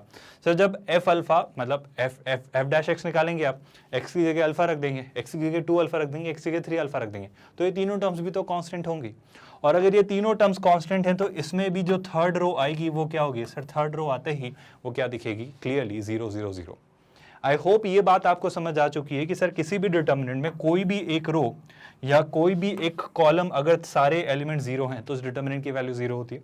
और दूसरी बात अगर आपने नोटिस की है तो ये भी आपने नोटिस यकीनन तौर पर किया होगा सर कि देखो इस वाले डिटर्मिनेंट में, किस वाले डिटर्मिनेंट, इसमें, इस वाले डिटर्मिनेंट में जैसे ही आप x की वैल्यू 0 पास कर दोगे, जैसे ही आप x की वैल्यू 0 पास कर दोगे तो ये क्या बचेगा सर, ये बचेगा f डैश अल्फा, ये बचेगा f डैश 2 अल्फा, और ये बचेगा f डैश 3 अल्फा। तो जैसे ही आप 0 पास करोगे तो f dash alpha, f dash 2 alpha, f dash 3 alpha, यानी कि सर इस वाले डिटर्मिनेंट में फर्स्ट रो और थर्ड रो आइडेंटिकल है। और अगर किसी भी डिटर्मिनेंट में अगर कोई भी दो रो या दो कॉलम आइडेंटिकल हो तो उसकी वैल्यू भी क्या होती है, 0। तो क्या आप मेरी बात समझ पा रहे हो, मेरा कंक्लूजन सुनिएगा सर, जैसे x का वैल्यू 0 पास किया यहाँ और यहाँ, तो ये जो रो है ये इस रो के साथ आइडेंटिकल होगी, यानी इस डिटर्मिनेंट की वैल्यू 0। सर ये डिटर्मिनेंट 0 इसलिए क्योंकि इसमें एक पूरी की पूरी रो 0 है, और ये डिटर्मिनेंट 0 इसलिए क्योंकि इसमें भी एक पूरी की पूरी रो 0 है। तो 0 plus 0 plus 0 eventually gives you what, 0। तो आप जो वैल्यू निकाल रहे थे वो क्या आ रही है, 0। दो तीन बातें स्टूडेंट्स इस क्वेश्चन में मेरा यकीन है आपको समझ आई होंगी, बट फिर भी अगर मैं दो तीन बातें याद दिलाऊं तो अभी तक हमने डिटर्मिनेंट्स पे कुछ बेसिक्स नहीं पढ़े हैं, उन बेसिक्स की बातें करेंगे, उसके थ्रू ये क्वेश्चन और क्लियर होगा। अभी थोड़ी सी अंडरस्टैंडिंग आपको लिमिट्स की चाहिए, वो कंसेप्ट भी हम पढ़ लेंगे थोड़े आने वाले वक्त में, तो ये क्वेश्चन और अच्छे से समझ आएगा। एक छोटी सी अंडरस्टैंडिंग डिफरेंशिएशन की यानी चेन रूल की, वो भी आपको आने वाले समय में हम पढ़ रहे होंगे, तब और अच्छे से क्लियर होगा। तो बेसिकली इस क्वेश्चन में तीन चीज़ें लग रही थी, to be more specific, to be very specific. हमने तीन चीज़ें की, हमने डिटर्मिनेंट्स के इवैल्यूएशन की टेक्निक यूज़ की, उसके सिंप्लीफिकेशन की टेक्निक यूज़ की, जिसके बारे में हम बातें करेंगे। हमने लिमिट्स में यूज़ किया हमने कौन सा रूल, हमने रूल यूज़ किया लॉपिटल रूल, तो लॉपिटल रूल के बारे में हमने पढ़ा। और डिफरेंशिएशन में स्पेसिफिकली हमने डिटर्मिनेंट के डिफरेंशिएशन की बात की, और दूसरी बात हमने डिफरेंशिएशन में चेन रूल की बात की। ये सारी बातें आने वाले वक्त में आपको मैं डेफिनेटली और डिटेल में पढ़ाने वाला हूँ, तो चिंता मत करना, ये सारी बातें और क्लियर हो जाएंगी और फिर आपको रियलाइज़ होगा कि सर ये क्वेश्चन तो और आसान था। बट आपको ये ज़रूर पता चलना चाहिए कि देखो एक ही क्वेश्चन में कितने सारे कंसेप्ट यूज़ होते हैं, और इस तरीके से आपके क्वेश्चन आसान होते हैं लेकिन बहुत सारे कंसेप्ट मर्ज करके पूछे जाते हैं। अगर ये क्वेश्चन पे थोड़ी बहुत एक अच्छी अंडरस्टैंडिंग डेवलप हुई है तो नेक्स्ट क्वेश्चन ट्राई करेंगे स्टूडेंट्स। इस क्वेश्चन को ध्यान से देखिए, समझिए और फिर हम इसे डिटेल में डिस्कस करेंगे। इस क्वेश्चन को ध्यान से देखिएगा स्टूडेंट्स, बहुत मज़ेदार सा क्वेश्चन है और काफ़ी सारी चीज़ें यहाँ पे उस क्वेश्चन के थ्रू सीखेंगे। एक बार ट्राई करिए स्टूडेंट्स खुद से। आई होप आपने वीडियो पॉज करके ना सिर्फ क्वेश्चन को अटेम्प्ट किया बल्कि इसको समझा भी और देखा भी, और मुझे ज़रूर बताया होगा अगर हुआ है तो कि सर इसका आंसर ये है। सर क्या वापस वैसा कर लें मतलब सर डेल्टा 1 का एक्सपांशन कर लें, डेल्टा 2 का एक्सपांशन कर लें और फिर देख लें कि क्या रिलेशन आ रहा है? Is that really a good idea? और rather instead of doing this can we adapt something else? Yes we all can. क्या देखते हैं। मैं एक छोटी सी बात आपसे कहना चाह रहा हूँ, बहुत ध्यान से याद करिए स्टूडेंट्स, एक छोटी सी बात। जैसे मान लो एक मैट्रिक्स है, जैसे एक मैट्रिक्स है ए, जिसके एलिमेंट्स हैं sir A B C D. क्या बातें आपको याद हैं? आई होप इसे भूले नहीं हो आप। सर इस मैट्रिक्स का मैं कोफैक्टर निकालता हूँ, इस मैट्रिक्स का कोफैक्टर मैट्रिक्स अगर मैं निकालता हूँ, बेसिकली मैं एडजॉइंट निकालना चाह रहा हूँ तो पहले कोफैक्टर निकालते हैं। याद है स्टूडेंट सर 2/2 में तो कोफैक्टर आसान होता है। क्यों आसान होता है? आप इन दोनों को इंटरचेंज कर देते हैं, इन दोनों को वहीं रखते हैं बट विद नेगेटिव साइंस। यानी अगर मैं ए के मतलब मैं सीधे एडजॉइंट बोल दे रहा हूँ है ना। कोफैक्टर क्या होगा? अगर मैं कोफैक्टर की बात करता तो कोफैक्टर क्या होता है? याद करो स्टूडेंट्स, कोफैक्टर क्या होगा? सर ए का डी हो जाएगा, डी का ए हो जाएगा, बी का सी हो जाएगा, सी का बी हो जाएगा, फिर उसका ट्रांसपोज ले लेंगे। ऑफकोर्स सिग्नेचर भी कंसिडर करेंगे, प्लस माइनस, याद आ रहा है स्टूडेंट्स, माइनस प्लस। तो वो सारी बातें शिफ्ट करके जब ट्रांसपोज निकालते हैं तो आपका कोफैक्टर और फिर रादर एडजॉइंट आता है। तो अगर मैं सीधे आपको एडजॉइंट ऑफ ए लिख कर दूं, अगर मैं आपको एडजॉइंट ऑफ ए लिख कर दूं तो क्या हो जाता है students adjoint of A? Sir adjoint of A अगर आप पूछ रहे हो, एडजॉइंट ऑफ ए अगर आप पूछ रहे हो तो सीधा सीधा सर ए और डी को इंटरचेंज कर दो तो ये हो जाता है डी और ए, और इनके साइन को इंटरचेंज कर दो तो बी वहीं रखो, सी भी वहीं रखो बट विद डिफरेंट सिग्नेचर्स। क्या बात आपको समझ आ रही है? अब अगर मैं आपसे पूछूं एक छोटी सी बात स्टूडेंट्स, तो क्या आप मुझे बता सकते हो कि ए का डिटर्मिनेंट कितना आएगा? सर मैट्रिक्स ए का जो डिटर्मिनेंट होगा, डिटर्मिनेंट याद है ना स्टूडेंट्स, सर ये होता है ए डी माइनस क्या बी सी। आई होप ये बात आपको याद है। सर ठीक है सर ये ए का डिटर्मिनेंट है, क्या मुझे एडजॉइंट ऑफ ए का डिटर्मिनेंट बता सकते हो? अगर आप एडजॉइंट ऑफ ए का डिटर्मिनेंट निकालते हो, अगर आप एडजॉइंट ऑफ ए का डिटर्मिनेंट निकालते हो तो क्या दिखेगा? सुनिएगा सर, ये हो जाने वाला है ए डी, ये हो जाने वाला है ए डी, लेकिन ध्यान से सुनिएगा, minus of what? B C. क्या ये बात आपको समझ आई? मतलब सर आप ऐसा कह रहे हो क्या कि किसी मैट्रिक्स का डिटर्मिनेंट और उसके एडजॉइंट का डिटर्मिनेंट सेम होता है? शायद तो नहीं बट शायद हाँ। इसका क्या मतलब है? इसको थोड़ा और एक्सप्लोर करते हैं। पहली बात तो ये समझ आई कि सर कुछ हद तक तो शायद सिमिलैरिटी हो सकती है बट सेम कहना इतनी जल्दी सही नहीं होगा क्योंकि हमने 2/2 पर देखा है, अभी चीज़ें हमने बहुत डिटेल में एक्सप्लोर नहीं की है। तो आप क्या कहना चाह रहे हो वो समझते हैं। मैं आपसे बड़ी सिंपल सी बातें कहना चाह रहा हूँ स्टूडेंट्स, बहुत ध्यान से सुनिएगा, बहुत ही क्रूशियल सी बात मैं आपसे कहने जा रहा हूँ, प्लीज़ पे अटेंशन एवरीवन। मान लो अगर आपके पास एक 3/3 का मैट्रिक्स है, मैं चाहता हूँ कि आप ये बात फिगर आउट करके मुझे बताओ कि सर अगर इसके बजाय 2/2 के बजाय अगर 3/3 का मैट्रिक्स होता, 3/3 का मैट्रिक्स होता तो उसमें और उसके एडजॉइंट के डिटर्मिनेंट में क्या रिलेशन होता? क्या आप मेरा क्वेश्चन समझ पाए? बस ये बात जैसे मैंने 2/2 पर फिगर आउट करके बताई, क्या यही बात आप मुझे 3/3 पर बता सकते हो? और फिर हम एक जनरलाइज फॉर्मूला डिस्कस करेंगे। पहले आप खुद से ट्राई करिए स्टूडेंट्स इस वाले पार्ट को। मेरा सिंपल सा कहना है स्टूडेंट्स कि अगर मैं 3/3 में देखूं तो 3/3 में देखने के लिए मैं आपकी हेल्प ऐसे लेता हूं, सुनिएगा बहुत ध्यान से स्टूडेंट्स। आप मुझे ये बताओ कि ए इनवर्स क्या होता है? सर ए इनवर्स हमने निकालना सीखा है। ए इनवर्स यानी क्या? सर ए इनवर्स के लिए आप बोलते हो एडजॉइंट ऑफ ए अपॉन ए का डिटर्मिनेंट। क्या बात आपको याद है? सर अगर थोड़ी चीज़ें शफल करें, मतलब अगर मैं लिखना चाहूँ तो क्या मैं ऐसा लिख सकता हूँ कि सर एडजॉइंट ऑफ ए जो होगा वो होगा determinant of A into A inverse. क्या बात है आपको पता है? सर दोनों तरफ अगर मैं डिटर्मिनेंट ले लेता हूँ तो क्या होगा? सर अगर आप दोनों तरफ डिटर्मिनेंट ले लें तो आप ले रहे हो determinant of adjoint of A on the left hand side और उस तरफ आप ले रहे हो determinant of A into A inverse. Sir चीज़ें आपने बहुत कॉम्प्लिकेट तो नहीं कर दी हैं? यकीन करिए नहीं की है। मैं एक बात समझाता हूँ आपको, सुनिएगा बहुत ध्यान से।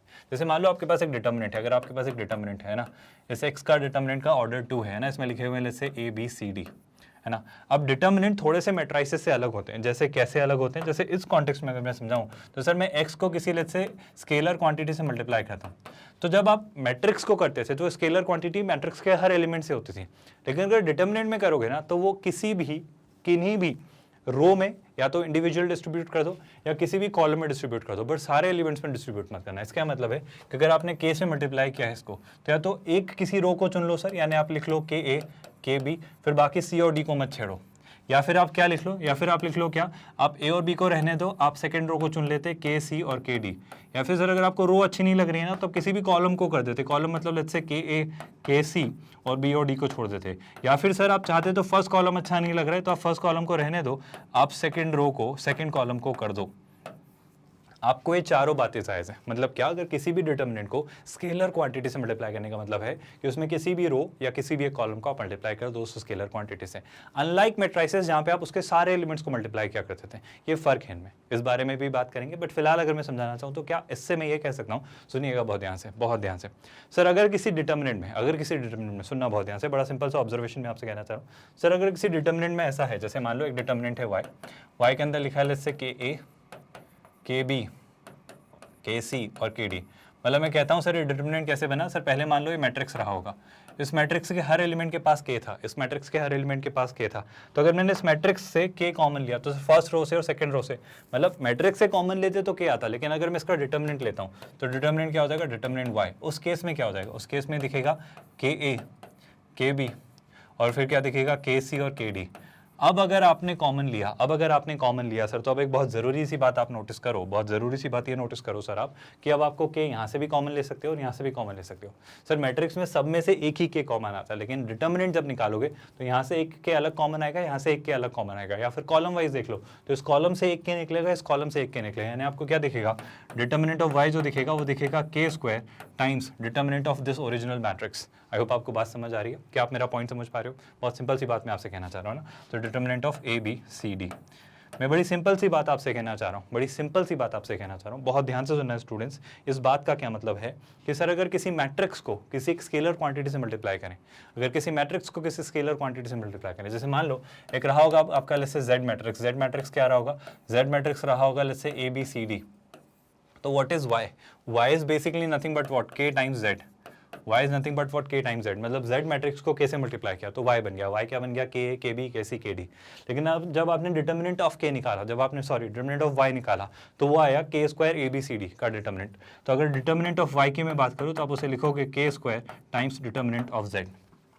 इस बात का आप मतलब समझ पा रहे हो, इस बात का बड़ा साधारण सा है मतलब स्टूडेंट्स, बहुत ध्यान से सुनना, बहुत क्रूशियल सी बात मैं आपसे कहने वाला हूँ। इस बात का बहुत ज़रूरी सा मतलब ये है कि सर अगर आपके पास लेट्स से एक डिटर्मिनेंट है एक डिटर्मिनेंट है ए, जो कि कुछ नहीं है, जो कि के टाइम्स, या लेट्स से मैं के वेरिएबल हटा के लेट्स लेता हूँ लेमडा टाइम्स बी है।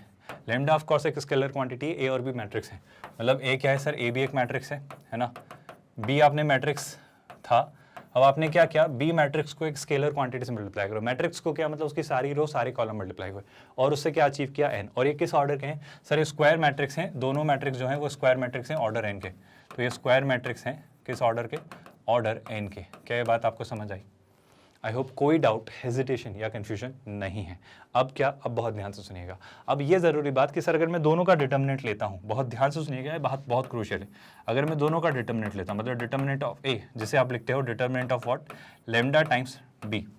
तो बहुत ज़रूरी बात स्टूडेंट, सर आप चाहो तो इसे लिख सकते हो, आप इसे लिख सकते हो डिटर्मिनेंट, मतलब लेमडा बाहर ले आओ। लेकिन जब आप लेमडा बाहर लाओगे तो आपको लेमडा की पावर एन रेस करनी होगी और लिखना होगा डिटर्मिनेंट ऑफ बी।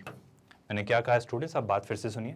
सर जब स्केलर क्वांटिटी से मल्टीप्लाई करते हो तो हर रो हर कॉलम में होती है मैट्रिसेस में, लेकिन डिटर्मिनेंट्स में तो हर रो और हर कॉलम से वो कॉमन आता है ना। तो जितनी रो होंगी या जितने कॉलम होंगे वो उतनी बार बाहर आएगा। तो अगर थर्ड ऑर्डर का है तो 3 बार बाहर आएगा, 4 ऑर्डर का है तो 4 बार, मतलब जितना ऑर्डर है उतनी बार, मतलब उसकी पावर उतना, और फिर बचे हुए मैट्रिक्स का डिटर्मिनेंट। क्या ये पॉइंट आपको समझ आ रहा है। आई होप इस बात को आप समझ पा रहे हो। और अगर इस बात को आप समझ पाए तो मैं वापस इस बात पर आता हूँ। सर क्या आपको पता है, अगर ए इनवर्स एक मैट्रिक्स है, ए इनवर्स ऑफ कोर्स एक मैट्रिक्स होगा और वो उसी ऑर्डर का होगा जिस ऑर्डर का ए था, उसमें डिटर्मिनेंट ऑफ ए, ये क्या है, एक स्केलर क्वांटिटी है। तो सर एक मैट्रिक्स में एक स्केलर क्वांटिटी मल्टीप्लाई हो रही है, तो इसी के डिटर्मिनेंट को आप लिख सकते हो, सर स्केलर क्वांटिटी को बाहर ले आओ, और इस मैट्रिक्स का जो भी ऑर्डर है उस पावर पे रेस कर दो, और फिर इस मैट्रिक्स का आप इन्वर्स निकाल लो। क्या बातें आपको याद हैं। आई होप ये बातें बहुत कंफ्यूज नहीं कर रही हैं। और इस तरफ लिखें तो इस तरफ तो हम निकाल ही रहे हैं, क्या निकाल रहे हैं sir, determinant of adjoint of A. क्या इस बात में कोई कंफ्यूजन है। अब फाइनली अगर मैं काम की बात पर आऊँ तो मैं आपसे ये कहना चाह रहा हूँ स्टूडेंट्स, बहुत ध्यान से सुनिएगा, कि अगर आप देखें तो डिटर्मिनेंट ऑफ ए इनवर्स क्या होता है। अगर छोटी सी मैं आपसे बात करूं तो डिटर्मिनेंट ऑफ ए इनवर्स जो होता है स्टूडेंट्स, अगर मैं आपसे किसी भी मैट्रिक्स के इनवर्स का डिटर्मिनेंट पूछूं तो हमेशा 1 upon determinant of the original matrix होता है। ये बात आप हमेशा याद रखिएगा। मैंने कभी ऐसा नहीं कहा कि ए इनवर्स जो होता है वो 1 अपॉन ए होता है, मैट्रिसेस में ऐसा नहीं होता है। लेकिन अगर आप मैट्रिक्स के इनवर्स का डिटर्मिनेंट निकालें तो वो उसी डिटर्मिनेंट का रेसिप्रोकल होता है। ये प्रॉपर्टी कैसे आती है इस बारे में हम डिटेल में डिस्कशन करेंगे, बहुत अच्छे से करेंगे जब हम डिटर्मिनेंट्स की बातें करेंगे, बट इसे एज अ प्रॉपर्टी याद रखिए। यानी कि सर आप क्या कहना चाह रहे हो, यानी मैं कहना चाह रहा हूँ कि आप डिटर्मिनेंट ऑफ ए इनवर्स जो निकाल रहे हो, तो लेफ्ट हैंड साइड पर तो क्या है सर, लेफ्ट हैंड साइड पर है डिटर्मिनेंट। अब मैं डिटर्मिनेंट को इस साइन से डिनोट कर देता हूँ स्टूडेंट्स, मैं डिटर्मिनेंट को डिनोट करता हूँ साइन से, तो डिटर्मिनेंट ऑफ एडजॉइंट ऑफ ए हम निकाल रहे हैं। लेकिन राइट हैंड साइड पर क्या है, सुनिएगा ध्यान से, sir A to the power N तो है ही, तो determinant of A to the power N तो दिख ही रहा है, लेकिन इसी के साथ सर जब आप निकाल रहे हो डिटर्मिनेंट ऑफ ए इनवर्स, तो आप इसे क्या लिख सकते हो सर, आप इसे लिख सकते हो 1 अपॉन डिटर्मिनेंट ऑफ ए। और क्या मुझे कुछ कहने की जरूरत है, नहीं शायद, क्योंकि अब एक बहुत क्रूशियल सा हमने रिजल्ट निकाला है कि सर किसी भी मैट्रिक्स के एडजॉइंट का जो डिटर्मिनेंट होता है वो एक्चुअली उस मैट्रिक्स के डिटर्मिनेंट की पावर n-1 के इक्वल होता है। और इसीलिए अगर आप याद करो तो जो आपका 2/2 आया था वो adjoint of A determinant of A के इसके लिए इक्वल आया था, क्योंकि जो ए था आपका 2/2 ऑर्डर 2 का था, और ऑर्डर अगर 2 का था तो आप लिखोगे एडजॉइंट ऑफ ए इस केस में is equal to determinant of A to the power 2-1, जो कि कोइंसिडेंटली किसके इक्वल हो गया, इसके इक्वल हो गया। पर मेरा यकीन है आप ये प्रॉपर्टी याद रखेंगे, ये बहुत इंपॉर्टेंट सा रूल है स्टूडेंट, जो कई बार आपके काम आएगा। क्या स्टूडेंट्स, कि determinant of adjoint of any matrix is equal to determinant of that matrix raise to the power order of that matrix -1। क्या बात याद रहेगी, बड़ी बेसिक सी बात मैं आपको समझाना चाहूँ, अगर लेमन टर्म में समझाना चाहूँ। मान लो अगर आपके पास एक मैट्रिक्स है, x ना, इस मैट्रिक्स का ऑर्डर है लेट्स से 3, इस मैट्रिक्स का ऑर्डर है 3। तो अगर मुझसे कोई पूछे इस मैट्रिक्स का डिटर्मिनेंट क्या, और ये देकर पूछे कि सर इस मैट्रिक्स का मतलब इस मैट्रिक्स के एडजॉइंट का डिटर्मिनेंट क्या है, ये देकर कि इसके मैट्रिक्स का डिटर्मिनेंट हमें बता दे, मतलब अगर मुझसे x के एडजॉइंट का कोई डिटर्मिनेंट पूछता है तो ऐसा जरूरी नहीं है कि आप x का एडजॉइंट निकाल कर फिर डिटर्मिनेंट निकालें। अगर आपको x का डिटर्मिनेंट पता है, तो आप x के एडजॉइंट का डिटर्मिनेंट भी बहुत आसानी से बता सकते हो। कैसे, सुनिएगा ध्यान से। सर x का डिटर्मिनेंट लिख लो, फिर x का जो ऑर्डर है, ऑर्डर क्या है सर 3, वो लिख लो, और उसमें से 1 सब्ट्रैक्ट कर दो, मतलब डिटर्मिनेंट x का स्क्वायर कर दो, तो वो आपके x के एडजॉइंट की डिटर्मिनेंट की वैल्यू होगी। क्या बड़ी बेसिक सी बात आपको समझ आ रही है? अगर ये बात आपको समझ आ रही है तो अब मैं आता हूँ इस क्वेश्चन पर, जो कि अभी हमें डिस्कस करना है। सर इस क्वेश्चन में क्या हो रहा है, बहुत ध्यान से सुनिएगा। सर इस क्वेश्चन में अगर आप डेल्टा 1 को देखो और डेल्टा 2 को देखो, तो मैं कहना चाह रहा हूँ कि क्या आप मुझे डेल्टा 2 का कोफैक्टर बता सकते हो? मैं फिर से पूछता हूँ स्टूडेंट्स, क्या आप मुझे डेल्टा 2 का कोफैक्टर बता सकते हो? सर अगर आप डेल्टा 2 का कोफैक्टर निकालो ना, तो डेल्टा 2, बहुत ध्यान से देखना स्टूडेंट्स, डेल्टा 2 अगर एक मैट्रिक्स होता, जो कि 3/3 का मैट्रिक्स बनता, तो उसमें कोफैक्टर क्या निकलता, सुनेगा। जैसे इस x के लिए बात करें, याद है स्टूडेंट्स, आई होप सिग्नेचर याद है, plus minus plus minus plus minus plus minus plus. अब अगर कोफैक्टर निकालें तो उसकी रो उसका कॉलम हटा देते हैं, बाकियों का डिटर्मिनेंट ले लेते हैं। जैसे x का लिया तो x² प्लस a², तो पहला एलिमेंट क्या दिखेगा सर, डेल्टा 2 का मैं क्या बता रहा हूँ सर, मैं डेल्टा 2 का आपको बता रहा हूँ कोफैक्टर, या रादर मैं तो आपको डेल्टा 2 का एडजॉइंट ही बोल रहा हूँ, क्योंकि मैं, चलो पहले कोफैक्टर निकाल लेते हैं फिर हम एडजॉइंट भी निकालेंगे। तो मैं निकाल रहा हूँ कोफैक्टर ऑफ डेल्टा 2। तो डेल्टा 2 का जब कोफैक्टर निकाला तो पहली टर्म क्या मिल रही है सर, x² प्लस a², पहली टर्म आपको मिल रही है x² प्लस a²। सी के लिए बात करते हैं, माइनस साइन आएगा, लेकिन सी के लिए जब बात करेंगे तो क्या होगा, माइनस XC माइनस AB, और उसको माइनस साइन से मल्टीप्लाई करेंगे तो क्या दिखेगा, XC प्लस AB, या CX प्लस AB भी आप कह सकते हो। सर माइनस B के लिए बात करते हैं, माइनस B का कोफैक्टर देखेंगे तो AC माइनस XB, तो ये क्या दिखेगा, AC minus XB, and of course positive sign के साथ। माइनस C का कोफैक्टर की बात करते हैं तो ये क्या दिखेगा, XC माइनस AB, तो ये क्या दिखेगा, XC माइनस AB, लेकिन सर इसमें नेगेटिव साइन आएगा, तो कहना है write it as AB minus XC, तो हम इसे क्या लिखेंगे, AB माइनस XC। बहुत ज़रूरी बात आप ऑब्जर्व या नोटिस करेंगे जस्ट आफ्टर मैं इस वाले पार्ट को सिंप्लीफाई कर दूं। पहले सर x का आप कोफैक्टर बताओ, x का कोफैक्टर क्या होगा सर, x का कोफैक्टर होगा x² प्लस b², तो ये जाने वाला है क्या, x² प्लस b²। क्या आपको पैटर्न दिख रहा है? सर आगे बढ़ते हैं, a का कोफैक्टर सर नेगेटिव साइन आएगा जैसे हम कंसिडर करेंगे, लेकिन क्या हो जाएगा, माइनस ax माइनस bc, तो इसे मैं लिख सकता हूँ क्या, ax प्लस bc, क्योंकि आप नेगेटिव साइन भी तो लगाओगे। क्या बातें समझ आ रही? हम ना सिर्फ माइनर निकाल रहे हैं, माइनर में साइन भी कंसिडर कर ले रहे हैं, तो फाइनली हमारा कोफैक्टर बन रहा है। अब सर ध्यान से देखना, b का निकालते हैं, तो b का कोफैक्टर क्या होगा, ac प्लस bx, तो ये जाने वाला है क्या, ac प्लस bx। फिर आगे बढ़ते हैं स्टूडेंट्स, आगे बढ़ते हैं तो माइनस a का, लेकिन माइनस साइन जरूर लगाना सर, क्योंकि यहाँ पे नेगेटिव साइन आता है। तो माइनस a का निकाला तो ax प्लस bc, आई होप आपको दिख रहा है, फिर से बोल देता हूँ स्टूडेंट्स, ax प्लस bc, लेकिन नेगेटिव साइन लगेगा तो नेगेटिव ax नेगेटिव bc। आई होप बहुत सुलझी हुई सी बातें मैं कर रहा हूँ आपसे। और अगर x की बात करें तो एक्स स्क्वायर प्लस सी स्क्वायर, तो ये क्या आ जा रहा है, ये आ जा रहा है एक्स स्क्वायर प्लस सी स्क्वायर। बस इस वाले पार्ट को देख लेते हैं क्योंकि बाकी जगह नेगेटिव साइन इतना सॉर्टेड मैनर में दिखा नहीं है ना। तो अगर इस वाले पार्ट को बस नोटिस कर लें, तो अगर मैं माइनस ए का कोफैक्टर निकालूं तो ये कितना आ रहा है, a x plus B C, और उसमें नेगेटिव साइन लगा दिया तो minus a x minus B C. ठीक है, जो भी है देखेंगे, है ना। तो चीज़ें कुछ ऐसी नज़र आ रही हैं। अब मैं ये कहना चाह रहा हूँ कि अगर आप इसका ट्रांसपोज निकालें, आई होप हमने कोई गड़बड़ी नहीं की, एक बार और क्रॉस चेक कर लें क्योंकि यहाँ पर मुझे चीज़ें दिख नहीं रही हैं वैसी। ठीक है, समझेंगे जो भी होना है, बात करेंगे इस बारे में। अगर इसका हम ट्रांसपोज निकालें, को फैक्टर ऑफ डेल्टा 2 जो है, इसका अगर मैं ट्रांसपोज निकालता हूँ, तो डू यू रियलाइज जैसे ही आप निकालोगे, क्या निकालोगे, transpose of the co-factor of delta 2, it means nothing, it means what, it means adjoint of delta 2। क्या बातें आपको पता है? अगर आप adjoint of delta 2 लिखना चाह रहे हो तो क्या करोगे सर, रोज को कॉलम से इंटरचेंज करोगे। तो पहली रो क्या दिखेगी, x square plus a square, x c plus a b, मतलब पहला रो इसे कॉलम में कन्वर्ट करेंगे, a x minus c b, a c minus x b. Sir देखो ध्यान से, x square plus a square, x c plus a b, और ये क्या दिख रहा है, a c minus b x. I hope आपको दिख रही होगी, फर्स्ट रो फर्स्ट कॉलम में कन्वर्ट होती हुई। बहुत ध्यान से सुना, मैं बहुत काम की बात आपसे कह रहा हूँ। सर अगली रो की बात करें तो यहाँ पे सेकंड रो है ए b minus x c, I hope आपको दिख रही होगी। तो a b minus x c, I hope आपको दिख रही होगी। X square plus b square, sir x square plus b square, a x plus B c, ये क्या दिख रहा है, a x plus B c. बस यहाँ पर क्या दिख रहा है, b C minus a x. बस यही एक गड़बड़ है। ठीक है, इसको एडजस्ट करेंगे, जैसा भी होगा देखेंगे, आगे बढ़ते हैं। बस ये वाला पार्ट एक थोड़ा गड़बड़ दिख रहा है ना।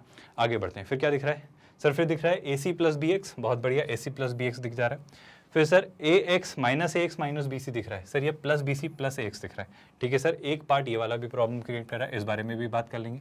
और फिर क्या, फिर सर अगर आप देखो तो ये सी स्क्वायर प्लस एक्स स्क्वायर, यहाँ भी सी स्क्वायर प्लस एक्स स्क्वायर दिख रहा है। तो इन दो टर्म्स को अगर छोड़ दें, इन दो टर्म्स को अगर हटाएं, तो बाकी टर्म्स तो सॉर्टेड सी हैं। बस इसी बात को आगे पढ़ाएंगे। इस वाले पार्ट को ध्यान से देखिए स्टूडेंट्स, इसमें कोई कन्फ्यूजन तो नहीं है मेरे ख्याल से। अब इसमें एक करेक्शन ये भी आ जाने वाला है स्टूडेंट्स, बहुत ध्यान से देखिएगा। इसमें एक छोटा सा करेक्शन ये होगा कि ये वाला पार्ट एग्जैक्ट वही है, बस यहाँ पे टाइपो है, तो अगर इसे हम करेक्ट कर लें तो पहली वाली बात तो ये कि ये वाला जो है आपका, ये किसका आ रहा है, a x plus B C है ना। तो ये बिल्कुल ए एक्स प्लस बी सी है, तो इसे आप प्लस कर लीजिए स्टूडेंट्स, पहली चीज़। तो दूसरी बात, यहाँ पे क्या दिख रहा है, ये बन रहा है आपका थर्ड रो से, तो ये क्या बन जा रहा है, minus a x minus B C. तो एक्चुअली यहाँ पर जो आपको दिखेगा वो आपको दिखेगा minus a x minus B C ही दिखेगा। मतलब यहाँ पर जो आपको एक्चुअली दिखना चाहिए था वो क्या दिखेगा, minus a x minus B c. ये यही है, बस यहाँ पर ये टाइपो हो जा रहा है। तो अगर अब आप ध्यान से देखें तो मेरा बस कहना बड़ा सिंपल सा है कि सर अगर आप इसे और इसे ध्यान से देखते हो तो क्या बहुत जरूरी सी बात नोटिस कर पा रहे हो, जरूरी सी बात ये फाइनली मैं कहना चाह रहा हूं कि सर डेल्टा 2 का जो ट्रांसपोज है, डेल्टा 2 के को फैक्टर का जो ट्रांसपोज है वो डेल्टा 1 के इक्वल है। मैंने बहुत ज़रूरी सी बात आपसे कही स्टूडेंट्स कि सर डेल्टा 2 के को फैक्टर का जो ट्रांसपोज है वो अल्टीमेटली किसके इक्वल है। मैं बार बार पूरा डेटा नहीं लिख रहा हूँ, बट मैं फाइनली कंक्लूड कर दे रहा हूँ कि सर वो डेल्टा 1 के इक्वल है। बहुत क्रूशियल सा रिजल्ट हमने डिराइव किया, बहुत ही क्रूशियल सा रिजल्ट हमने डिराइव किया। इसे मैं बहुत ही क्रूशियल सा रिजल्ट इसलिए कह रहा हूँ क्योंकि सर अगर मैं आपसे एक बहुत ज़रूरी बात पूछूँ तो sir adjoint of delta 2 delta 1 के इक्वल है। एडजॉइंट ऑफ डेल्टा 2 डेल्टा 1 के इक्वल है। सर अगर मैं दोनों तरफ डिटर्मिनेंट निकालता हूं, दोनों तरफ अगर डिटर्मिनेंट लेता हूं तो क्या बहुत ज़रूरी बातें आप मुझे बता सकते हो, जैसे कि क्या, अगर मैंने लिया डिटर्मिनेंट ऑफ, है ना, मैं यहाँ से कंक्लूड करता हूँ determinant of adjoint of delta 2, है ना, is equal to what, determinant of delta 1। क्या बात आपको समझ आ रही है। Determinant of delta 1 as it is रखते हैं। अगर मैं इसकी आपसे बात करूं, किसकी बात करूं स्टूडेंट्स, एडजॉइंट ऑफ डेल्टा 2 के डिटर्मिनेंट की, तो सर डेल्टा 2 का अगर डिटर्मिनेंट पता है तो एडजॉइंट ऑफ डेल्टा 2 बताया जा सकता है। कैसे सर, आप लिखो डेल्टा 2 का ही डिटर्मिनेंट, आप लिखो डेल्टा 2 का ही डिटर्मिनेंट, बट इसमें डेल्टा 2 का डिग्री क्या है सर, डेल्टा 2 की जो डिग्री है, डेल्टा 2 की जो डिग्री है वो क्या है, 3/3 ऑर्डर का। तो सर इसमें से 1 सब्ट्रैक्ट कर दो, इसमें से 1 सब्ट्रैक्ट कर दो, बस यही जो वैल्यू है ये determinant of adjoint of delta 2 है। क्या बात आपको समझ आई। और ये किसके इक्वल है सर, ये इक्वल है determinant of delta 1। I think sir आपने आंसर इवैल्यूएट कर लिया है। अगर मैं फाइनल वर्ड्स में कहूँ तो हमने निकाला है कि सर डेल्टा 1 का जो डिटर्मिनेंट है, डेल्टा 1 का जो डिटर्मिनेंट या जो बेसिकली डिटर्मिनेंट डेल्टा 1 ही है, तो आप उसे डिटर्मिनेंट साइन ना भी लगाओ तो चलेगा क्योंकि डिटर्मिनेंट ही डेल्टा 1 है। वो किसके इक्वल है, वो इक्वल है डेल्टा 2 टू द पावर 2 के। आई होप बहुत कंफ्यूजिंग, बहुत कॉम्प्लिकेटेड सी बातें नहीं है। अगर वो टाइपोज को थोड़ी देर के लिए इग्नोर कर दिया जाए, आई अपोलोजाइज फॉर दैट एरर, तो डेल्टा 1 विल बी डेल्टा 2 के स्क्वायर के इक्वल, यानी डेल्टा 1 जो है वो डेल्टा 2 के स्क्वायर के इक्वल है। और इस तरीके से आपका ये आंसर आएगा। तो ऑब्जर्वेशन क्या होगा स्टूडेंट्स, आई होप ये लर्निंग आप याद रखेंगे। लर्निंग क्या है स्टूडेंट्स कि अगर कभी भी मुझे क्या पता हो, अगर कभी भी मुझे पता हो किसी भी किसी भी मैट्रिक्स का डिटर्मिनेंट और उस मैट्रिक्स के एडजॉइंट का डिटर्मिनेंट में से कोई पूछे तो मैं कहूँगा वही मैट्रिक्स के डिटर्मिनेंट की जो डिग्री है उसमें से 1 सब्ट्रैक्ट कर दीजिए, उसकी पावर रेस करके ऑफ कोर्स, तो वो आपके उस मैट्रिक्स के एडजॉइंट का डिटर्मिनेंट होगा। ये बहुत क्रूशियल सी लर्निंग है स्टूडेंट्स, इसे बहुत अच्छे से याद रखिएगा। इस पर क्वेश्चंस बनते हैं, इस पर बहुत सारे क्वेश्चन बनते हैं। विद दैट स्टूडेंट्स, अगर यहाँ तक चीज़ें समझ आई हैं, आई होप ये सारी बातें क्लियर हैं, तो हम शिफ्ट करते हैं नेक्स्ट क्वेश्चन की तरफ। एक और बेहतरीन सा क्वेश्चन जो इंटीग्रेशन यूज़ करता है, basics of integration, rather to be very honest definite integration का एक कंसेप्ट यूज़ करता है, तो इसे साथ में ही डिस्कस करेंगे। बट एक बार पहले आप ट्राई करिए जल्दी से। देखो क्या लिखा है पहले वो समझते हैं। एफ ऑफ एक्स एक एक्सप्रेशन है और हमसे ये वो पूछ रहा है, ये निकाल लेंगे। पहले एफ ऑफ एक्स निकालते हैं। मेरे ख्याल से डिटर्मिनेंट है और डिटर्मिनेंट को अगर मैं एक्सपांड करता हूँ तो मुझे क्या दिख रहा है सर, फर्स्ट रो के अलॉन्ग एक्सपांड कर लेते हैं। तो पहले दिख रहा है cos x, पहले क्या दिख रहा है cos x, और cos x से क्या मल्टीप्लाई किया सर, cos x से मल्टीप्लाई किया इसे, तो ये हो जा रहा है 4 cos स्क्वायर x। आई होप आपको दिख रहा होगा -1। क्या बात आपको समझ आ रही है? फिर से मैं क्या देता हूँ, cos x अंदर है, 4 cos स्क्वायर x -1 है ना, प्लस ऑफ कोर्स फिर यहाँ क्या दिखेगा, यहाँ दिखेगा -1। क्या आपको ये बात नजर आ रही है? यहाँ दिखेगा -1। आई होप आपको दिख रहा है। और जो ये -1 दिख रहा है इसके लिए क्या करेंगे, आई होप आपको ये पता है, फर्स्ट रो के अलॉन्ग अगर एक्सपांड किया तो प्लस माइनस प्लस ऐसा मिलता है। तो -1 के लिए देखा तो क्या, this into this minus this into this. क्या ये बात आपको समझ आ रही है? तो जब दिस इंटू दिस किया तो ये हो जा रहा है कितना, 2 cos x। तो ये कितना आ जा रहा है स्टूडेंट सर, ये आ जा रहा है 2 cos x। आई होप ये बातें समझ आ रही। और -0 × 1 does not make any sense, और फिर 0 × एनीथिंग विल बी 0। तो ये आपका क्या आ रहा है, ये आपका एक्सपांशन आ रहा है, जिसे आप लिखते हो क्या, जिसे आप लिखते हो एफ ऑफ एक्स। क्या इतनी बातें समझ आई? आई होप इसमें कोई डाउट नहीं है। अब क्या, अब मैं कहना चाह रहा हूँ सर, अगर हमने एफ ऑफ एक्स निकालना चाहा तो एफ ऑफ एक्स क्या आ रहा है, बहुत ध्यान से सुनना, बहुत ज़रूरी बात है sir. cos x × 4 cos square x, ये हो जाता है 4 cos क्यूब x, है ना। यहाँ पे क्या बचेगा सर, यहाँ पर बचेगा -cos x, और ये कितना हो जाएगा सर, ये हो जाएगा -2 cos x। क्या आपको कुछ नजर आ रहा है? अगर अभी भी नहीं दिख रहा है तो मैं फिर से हाईलाइट करता हूँ सर। एफ ऑफ एक्स को अगर आप लिखें, एफ ऑफ एक्स को अगर आप लिखें तो क्या हो जाता है सर, ये हो जाता है 4 cos cube x, cos x -2 cos x, मतलब -cos x -2 cos x, that is -3 cos x। क्या ये कुछ दिख रहा है? अगर आपको ट्रिगो याद है तो आपको याद आ रहा होगा सर, ये ट्रिगो में cos 3x का फॉर्मूला है। मतलब एक्चुअली एफ ऑफ एक्स कुछ नहीं है, एक्चुअली जो एफ ऑफ एक्स है that is nothing but what sir, F of x जो है आपका वो है cos ऑफ 3x। क्या ये बातें आपको याद है? चलो अच्छा, ये सारी बातें छोड़ो, मैं एक और ज़रूरी सी बात आपसे कहना चाहता हूँ कि मान लो अगर आपको डिटर्मिनेंट, अगर आपको लेट्स से एक फंक्शन दिया है, जैसे मुझे पता है कि सर एफ ऑफ एक्स का जो इंटीग्रेशन है, एफ ऑफ एक्स का जो इंटीग्रेशन है वो आता है जी ऑफ एक्स। अब आपको ये बातें पता है कि सर एफ ऑफ एक्स का इंटीग्रेशन है वो आता है जी ऑफ एक्स, है ना। अगर बेसिक्स ऑफ डिफरेंशिएशन और इंटीग्रेशन की बात करूँ तो ये बातें निकल कर आती हैं। ऑफकोर्स उसमें आप प्लस ही लगा देते हो, है ना, कांस्टेंट ऑफ इंटीग्रेशन सर। लेकिन अगर एफ ऑफ एक्स की जगह मान लो मुझे दिया जाता है एफ ऑफ ए एक्स और आपसे इससे इंटीग्रेट करने को कहा जाता है, तो आप क्या कहते हो सर, इसका इंटीग्रेशन भी वही एफ ऑफ एक्स का क्या हो जाने वाला है, वो वही हो जाने वाला है g of a x. But sir चूंकि जो एक्स का कोफिशिएंट है ए, उससे आप इस एक्सप्रेशन को डिवाइड कर देते हो और वही कांस्टेंट ऑफ इंटीग्रेशन तो आप लगाते ही हो। क्या बड़ी बेसिक सी साधारण सी बात समझ आई? तो अगर मैं आपसे एक बहुत ही सिंपल सा सवाल पूछूं तो मुझे ये बताओ स्टूडेंट्स कि क्या आपको पता है cos x का डिफरेंशिएशन क्या होता है? सर अगर मैं आपसे पूछूं cos x का डिफरेंशिएशन क्या होता है तो वो आप कहते हो माइनस साइन एक्स। सर अगर आपसे पूछा जाए कि cos x का डिफरेंशिएशन क्या होता है, माइनस साइन एक्स, तो मैं एक छोटी सी बात और आपसे पूछना चाह रहा हूँ कि आप मुझे बता सकते हो कि सर साइन एक्स का डिफरेंशिएशन क्या होता है? सर साइन एक्स का जो डिफरेंशिएशन होता है दैट इज cos x। क्या बातें आपको याद है? सर अगर sin x का डिफरेंशिएशन cos x होता है तो क्या मैं कह सकता हूँ, क्या मैं कंक्लूड कर सकता हूँ कि सर cos x का जो इंटीग्रेशन होगा वो क्या होगा सर, वो होगा sin x। But of course आप कांस्टेंट ऑफ इंटीग्रेशन भी लगाओगे। बस यही बातें मैं यहाँ पर कंक्लूड करना चाह रहा हूँ कि अगर मैं आपसे ये बातें समझना चाहूँ तो आपको एफ ऑफ एक्स आ रहा है cos 3x, f of x आ रहा है cos 3x। हमसे पूछा जा रहा है 0 से π/2 तक एफ ऑफ एक्स का डेफिनेट इंटीग्रेशन, मतलब आपसे पूछा जा रहा है 0 से π/2 तक एफ ऑफ एक्स यानी क्या, cos 3x का इंटीग्रेशन। ये डेफिनेट इंटीग्रेशन है स्टूडेंट्स, तो कॉन्सेप्ट ऑफ इंटीग्रेशन कंसीडर करने की जरूरत नहीं है। क्यों नहीं है इस बारे में बात करेंगे, और अपर लिमिट और लोअर लिमिट कैसे पास करते हैं पहले वो समझते हैं। सर डेफिनेट इंटीग्रेशन है, आप डेफिनेट इंटीग्रेशन भूल जाओ, तो इंटीग्रेशन बताओ। cos 3x का इंटीग्रेशन, सर अगर ये cos x होता तो मैं क्या लिखता, sin x। तो cos 3x को आप क्या लिख दो, cos 3x को आप लिख दो sin 3x। अब बस एक छोटा सा काम, ये x नहीं है 3x है, तो x का जो कोफिशिएंट है उससे आप डिवाइड कर दो। तो x का कोफिशिएंट क्या है 3, आप इससे डिवाइड कर दो। बस एक छोटा सा काम, इसमें हम ये कौन सी दो लिमिट्स, लोअर लिमिट और अपर लिमिट पास करेंगे। तो लोअर लिमिट मतलब क्या, 0, और अपर लिमिट मतलब क्या, π/2 आप पास करोगे। सर इसका क्या मतलब है, इसका ये मतलब है कि पहले आप π/2 यहाँ पर रखोगे x की जगह, माइनस सेम एक्सप्रेशन में 0 रखोगे, मतलब पहले x की जगह π/2 पास करोगे, फिर x की जगह 0 पास करोगे और दोनों का डिफरेंस लोगे। सर जैसे ही π/2 पास किया तो 3 आई थिंक बाहर ले सकता हूँ, तो ये 1/3 में बाहर अलग से लिख लेता हूँ। पहले क्या जाने वाला है, साइन ऑफ 3 तो लिखा ही है, x की जगह लिखा π/2, तो जाता है साइन 3π/2 माइनस क्या लिखेंगे 0, तो ये जाने वाला है साइन ऑफ 3 × 0 यानी साइन 0। तो ये आपका एक्सप्रेशन बनेगा, जो आप इवैल्यूएट करें वो ये फाइनली आपका एक्सप्रेशन बनेगा। आई थिंक ये बहुत आसान सी सुलझी हुई सी बातें मैं आपसे कर रहा हूँ। अगर इस बात का मैं आपसे सोल्यूशन पूछूं तो सर 1/3 तो 1/3 होता है, सर साइन 3π/2 कितना होता है, क्या आपको बातें याद हैं? सर साइन 3π/2, सर मुझे तो याद नहीं है साइन 3π/2 कितना होता है। आप बड़ी आसानी से रिकलेक्ट कर सकते हो अगर आपको ग्राफ्स याद है तो।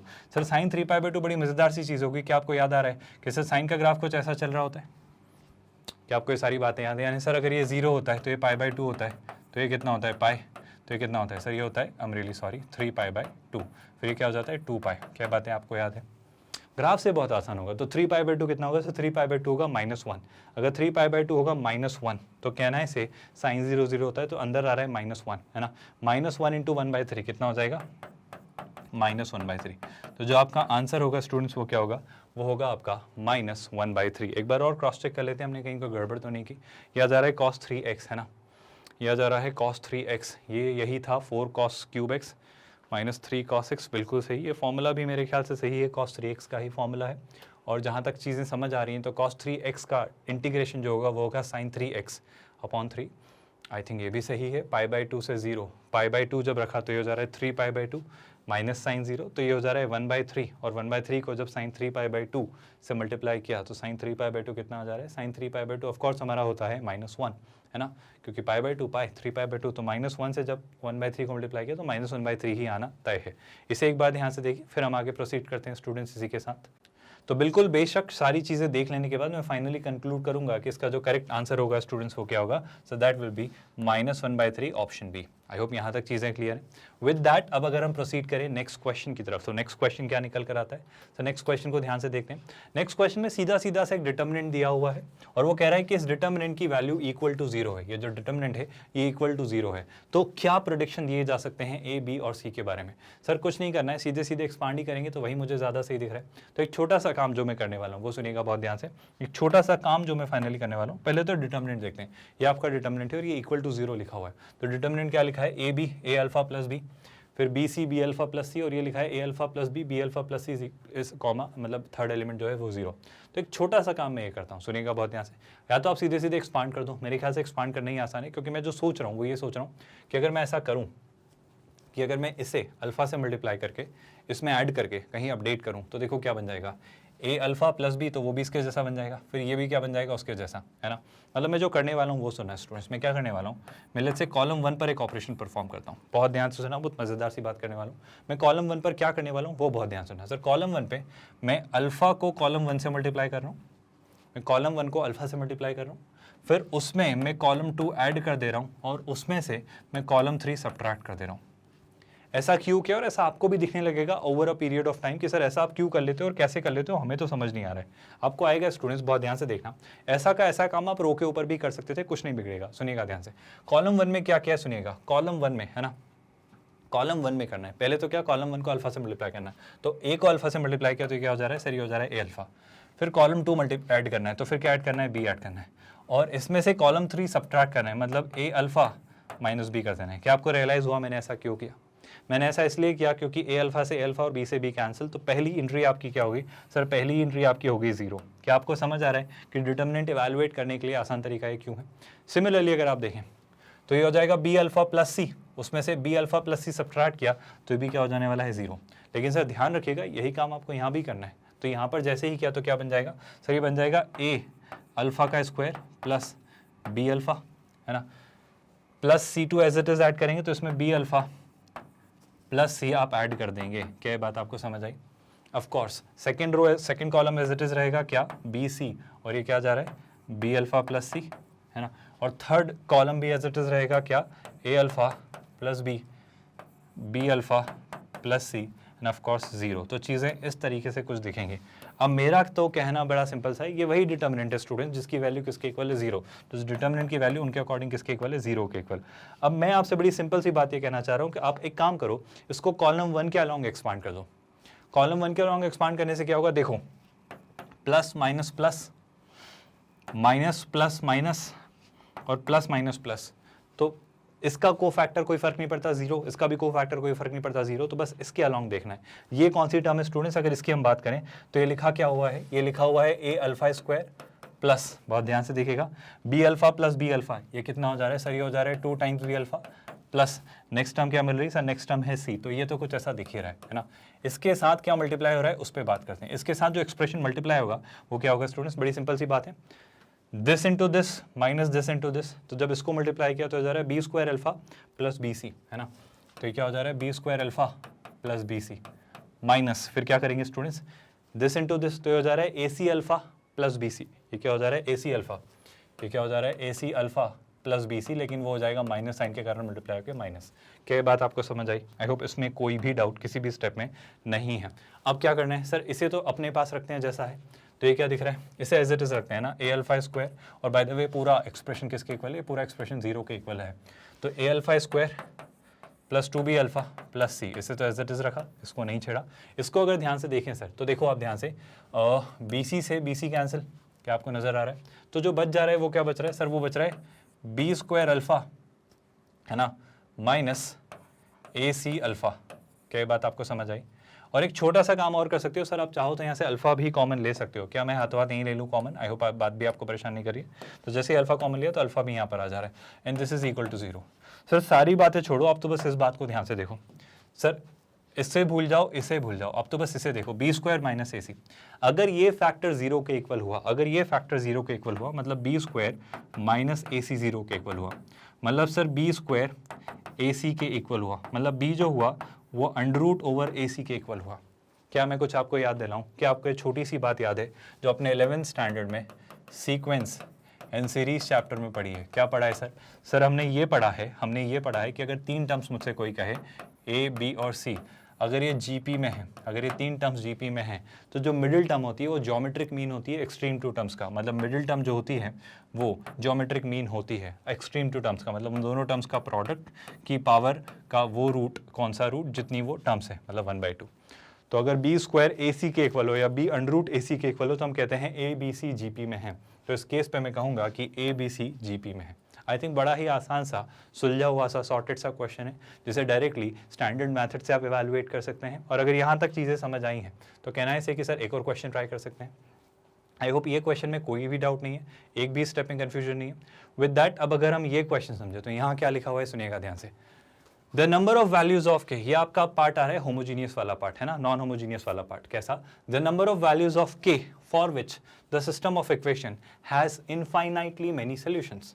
सर मैं कह रहा हूँ इसमें डिटर्मिनेंट क्यों अप्लाई करना है, आप क्यों अननेसेसरीली चीज़ें बिगाड़ना चाहते हो? मतलब हमने सीखा है ना, जीनियस इज मेकिंग और keeping complex things easy, not easy things complicated. तो अननेसेसरी बेवकूफ़ी होगी ना सर ये तो, कि हम चीज़ों को बहुत बड़ा चढ़ा के घुमा फिरा के सॉल्व करें। आता है इसका मतलब ये थोड़ी कि वो यूज़ भी करना है। अगर सर उससे आसान तरीके से यूज़ हो रहा है तो करिए। वही बात, जहाँ पेन से काम हो सकता है वहाँ तलवार क्यों चलाना? क्या आप मेरी बात समझ पा रहे हो? यानी जहाँ सुई से काम हो सकता है वहाँ तलवार क्यों चलाना? हम कह रहे हैं कि पेन से काम करते हैं, है ना। घुमा फिरा के चीज़ें बिगाड़ के, डिटीरियोरेट करके सॉल्व करके एग्जेजरेशन से, मतलब ब्रैगिंग से या बोस्टिंग से क्या फायदा, जो वो आसानी से कर सकते हो। और यही तो इंटेलिजेंस है, यही तो समझ है, यही तो कॉमन सेंस है। मैं कह रहा हूँ कॉमन सेंस है क्या, समझो। पहली इक्वेशन क्या है सर? पहली इक्वेशन लिखी हुई है k+1 टाइम्स x, है ना, प्लस लिखा हुआ है 8y इज इक्वल टू लिखा हुआ है 4k, ये आपकी पहली इक्वेशन है। दूसरी इक्वेशन क्या है सर? दूसरी इक्वेशन है kx, है ना, प्लस कितना सर? प्लस लिखा हुआ है k+3 टाइम्स y, है ना, is equal to what? 3k-1। Sir बेशक जो हमने non homogeneous set of linear equations में सीखा है वो अप्लाई करके हम इनफाइनाइटली मेनी सॉल्यूशंस वाला कंडीशन लगा के इसका आंसर निकाल सकते हैं, बेशक निकाल सकते हो, कोई परेशानी नहीं है। लेकिन उसके अलावा भी कोई तरीका होता है क्या? चलो याद करो। अब थोड़ी सी बेसिक सी बात है, आपने एक्स वाई में अगर इक्वेशंस पढ़ी हैं तो क्या आपको याद है a1x plus b1y is equal to, अगर c1 लिखा है, और एक इक्वेशन है a2x plus b2y is equal to c2 लिखा हुआ है। तो सर हमने ये सेट ऑफ लीनियर इक्वेशंस जहाँ पे 2 वेरिएबल्स की बात होती है, इसके बारे में बहुत अच्छे से पता है, 3 केसेस। कैसे 3 केसेस सर? पहला केस कि अगर सर हमसे कोई कहे कि यूनिक सोल्यूशन होगा, तो यूनिक सोल्यूशन के लिए क्या होता था सर? यूनिक सोल्यूशन के लिए होता था कि a1/a2 जो होता था वो b1/b2 के ही इक्वल नहीं होता था, तो आप कहते थे यूनिक सोल्यूशन। क्या आपको बात याद है? सर यूनिक सोल्यूशन के साथ एक और केस निकल के आता था, आप कहते थे नो सोल्यूशन। नो सोल्यूशन कब कहते थे हम स्टूडेंट्स? नो सोल्यूशन हम तब कहा करते थे कि सर मान लो गलती से अगर आपके a1 और a2 तो इक्वल आ जाते थे, किसके? b1 और b2 के। a1/a2 अगर b1/b2 के इक्वल आ जाता था, लेकिन सर ये किसके इक्वल नहीं आता था? ये c1 और c2 के इक्वल नहीं आता था। ये वो केस हुआ करता था। आई होप ये बात भी आपको याद है। और सर इनफाइनाइट सॉल्यूशंस क्या हुआ करते थे? सर इनफाइनाइट सॉल्यूशन भी बड़ा मजेदार सा वाक्य होता था। आप कहते थे इनफाइनाइट सॉल्यूशन का मतलब होता है, इनफाइनाइट सॉल्यूशन का मतलब होता है कि सर आप कहते हो कि सर a1/a2 जो है वो b1/b2 जो है और c1/c2 जो है वो तीनों के इक्वल हो। सर ये बातों का मतलब क्या होता है? मैं आपको इसका ज्योमेट्रिकल मीनिंग बताता हूँ। ज्योमेट्रिकल मीनिंग जो इसका होता है वो ये होता है स्टूडेंट्स कि अगर आप समझना a1x b1y is equal to c1 या a2x b2y c2, ये जो दोनों इक्वेशंस हैं, ये दोनों इक्वेशंस तो स्ट्रेट लाइन को रिप्रेजेंट कर रही हैं, x और y, है ना। तो अगर दो स्ट्रेट लाइंस अगर किसी एक पॉइंट पे इंटरसेक्ट करेंगी, तो ये कैसा है? Unique solution. क्योंकि ये जो कोऑर्डिनेट है, ये जो पॉइंट है, ये जो x और y की वैल्यू है, ये कोइंसिडेंटली इस पर भी लाई करता है और इस पर भी लाई करता है। तो ये कौन सा सिनेरियो? यूनिक केस वाला सिनेरियो। सर और कैसे सिनेरियो हो सकते हैं? और ऐसा सिनेरियो हो सकता है कि सर दो लाइंस जो हैं वो पैरेलल हैं, दो लाइंस पैरेलल हैं, और अगर दो लाइंस पैरेलल हैं तो कभी भी इंटरसेक्ट करेंगी क्या? नहीं करेंगी। तो ये कौन सा सिनेरियो है? ये नो सोल्यूशन वाला केस है। और सर अगर एक लाइन जो है वो दूसरी लाइन भी वहीं से गुजर रही है, वो दूसरी लाइन भी उसी लाइन की इक्वेशन है, बस घुमा फिरा के लिख दिया, आप समझ नहीं पाए, तो अगर वो दोनों लाइंस एक दूसरे पर ओवरलैप कर रही है तो इनफाइनाइट सोल्यूशन, क्योंकि ये भी सेटिस्फाई करेगा, ये भी करेगा, ये भी करेगा, ये भी करेगा, हर पॉइंट उस पर लाई करने वाला उसको सेटिस्फाई करेगा, दोनों को सेटिस्फाई करेगा। क्या आप बात समझ पा रहे हो? तो क्लियरली ये जो सोल्यूशन है कैसा सोल्यूशन है? ये सोल्यूशन कैसा है students? Unique. No solution, infinite. Unique मतलब क्या? वही बात क्या कि सर a1/a2 जो है वो b1/b2 के इक्वल ना हो। नो सोल्यूशन मतलब क्या? पैरेलल है। मतलब क्या कि सर a1 और a2 और b1 और b2 तो इक्वल हो गए, मतलब ये कोफिशिएंट तो इक्वल थे जो पैरेलल उनके जरूरी है, लेकिन c1 और c2 इक्वल नहीं हुए, तो इसी वजह से तो वो पैरेलल है। पर सर अगर दोनों ही आ जाएं इक्वल, मतलब a1/a2 is equal to b1/b2 is equal to c1/c2, अगर ये तीनों ही इक्वल आ जाए तो ये एक ही लाइन की इक्वेशन है एक्चुअली। मतलब ये कैसे दिखेगी वो समझाता हूँ। ये ऐसा दिखेगा जैसे 2x + 3y is equal to 10, तो दूसरा दिख सकता है 4x + 6y is equal to 20। तो एक्चुअली अगर आप इसमें से 2 कॉमन लोगे ना तो ये बन जाएगी। तो ये कहने को दो हैं बट रियलिटी में एक ही है। और अगर दो वेरिएबल्स में एक ही इक्वेशन है तो उसके तो इनफाइनाइट सॉल्यूशंस होंगे ना, क्योंकि आप x की एक वैल्यू लिखोगे तो y की कुछ और मिल जाएगी, y की कुछ और लिखोगे तो x की कुछ और मिल जाएगी, तो इससे तो आपको इनफाइनाइट सॉल्यूशंस मिलेंगे। क्या आप तीनों सिनेरियो समझ पाए? बस यही बातें अगर पता हो तो मैं तो कहता हूँ कि इस क्वेश्चन को ऐसे सॉल्व करो ना। कैसे? आपसे क्या बोला आप ये बताओ। हमसे बोला सर इनफाइनाइट सॉल्यूशंस होंगे, तो इनफाइनाइट सॉल्यूशंस के लिए क्या होना चाहिए?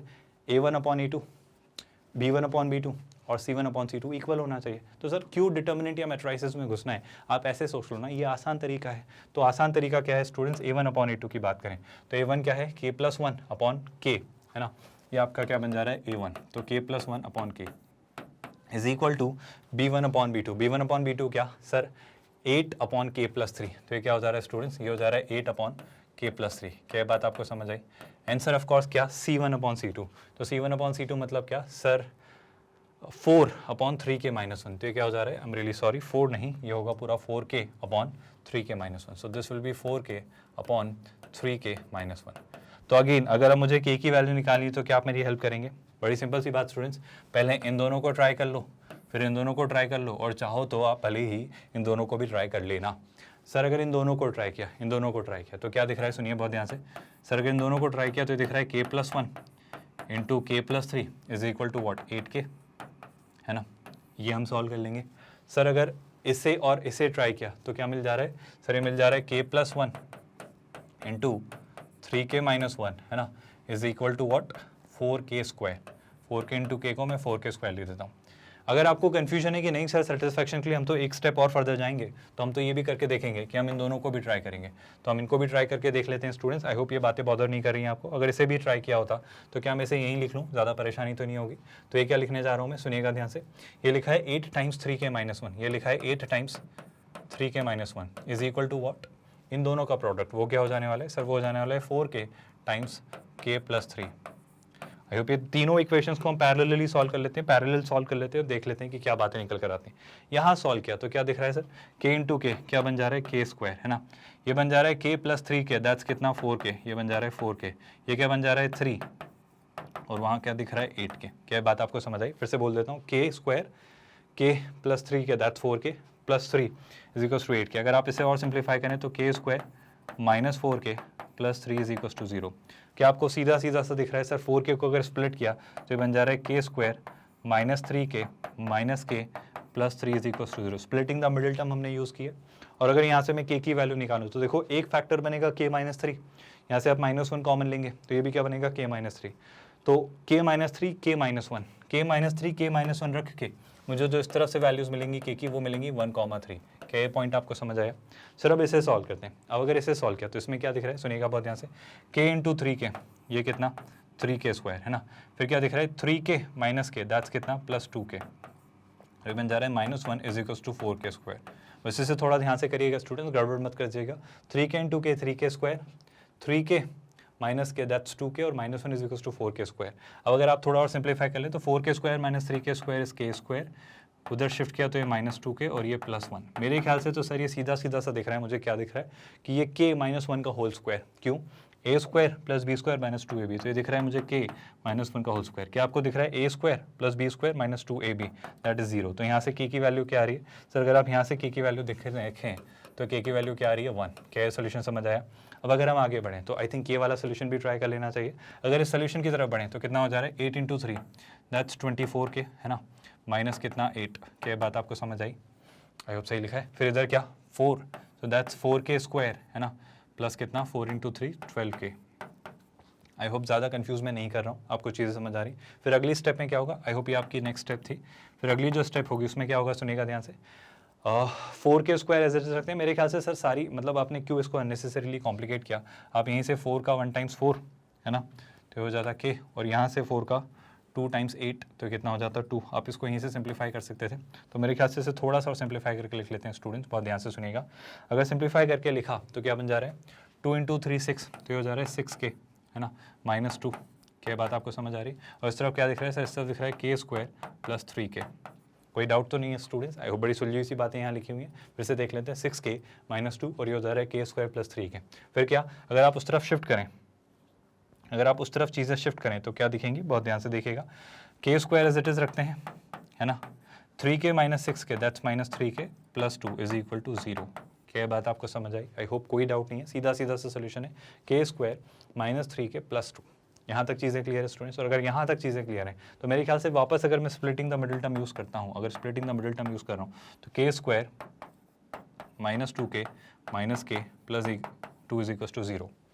आई होप ये बात आपको समझ आ रही है। और जैसे ही ऐसा किया, ऐसा क्यों कर रहा हूँ, बहुत ध्यान से सुनिएगा स्टूडेंट, जैसे ही ऐसा किया तो क्या फैक्टर बनेंगे सर, एक फैक्टर तो बनेगा k -2, फिर वापस यहाँ से आप -1 कॉमन लेंगे तो बन जाएगा k -2, लेकिन उसके लिए -1 कॉमन लिया तो k -1 k -2 बनेंगे दो फैक्टर।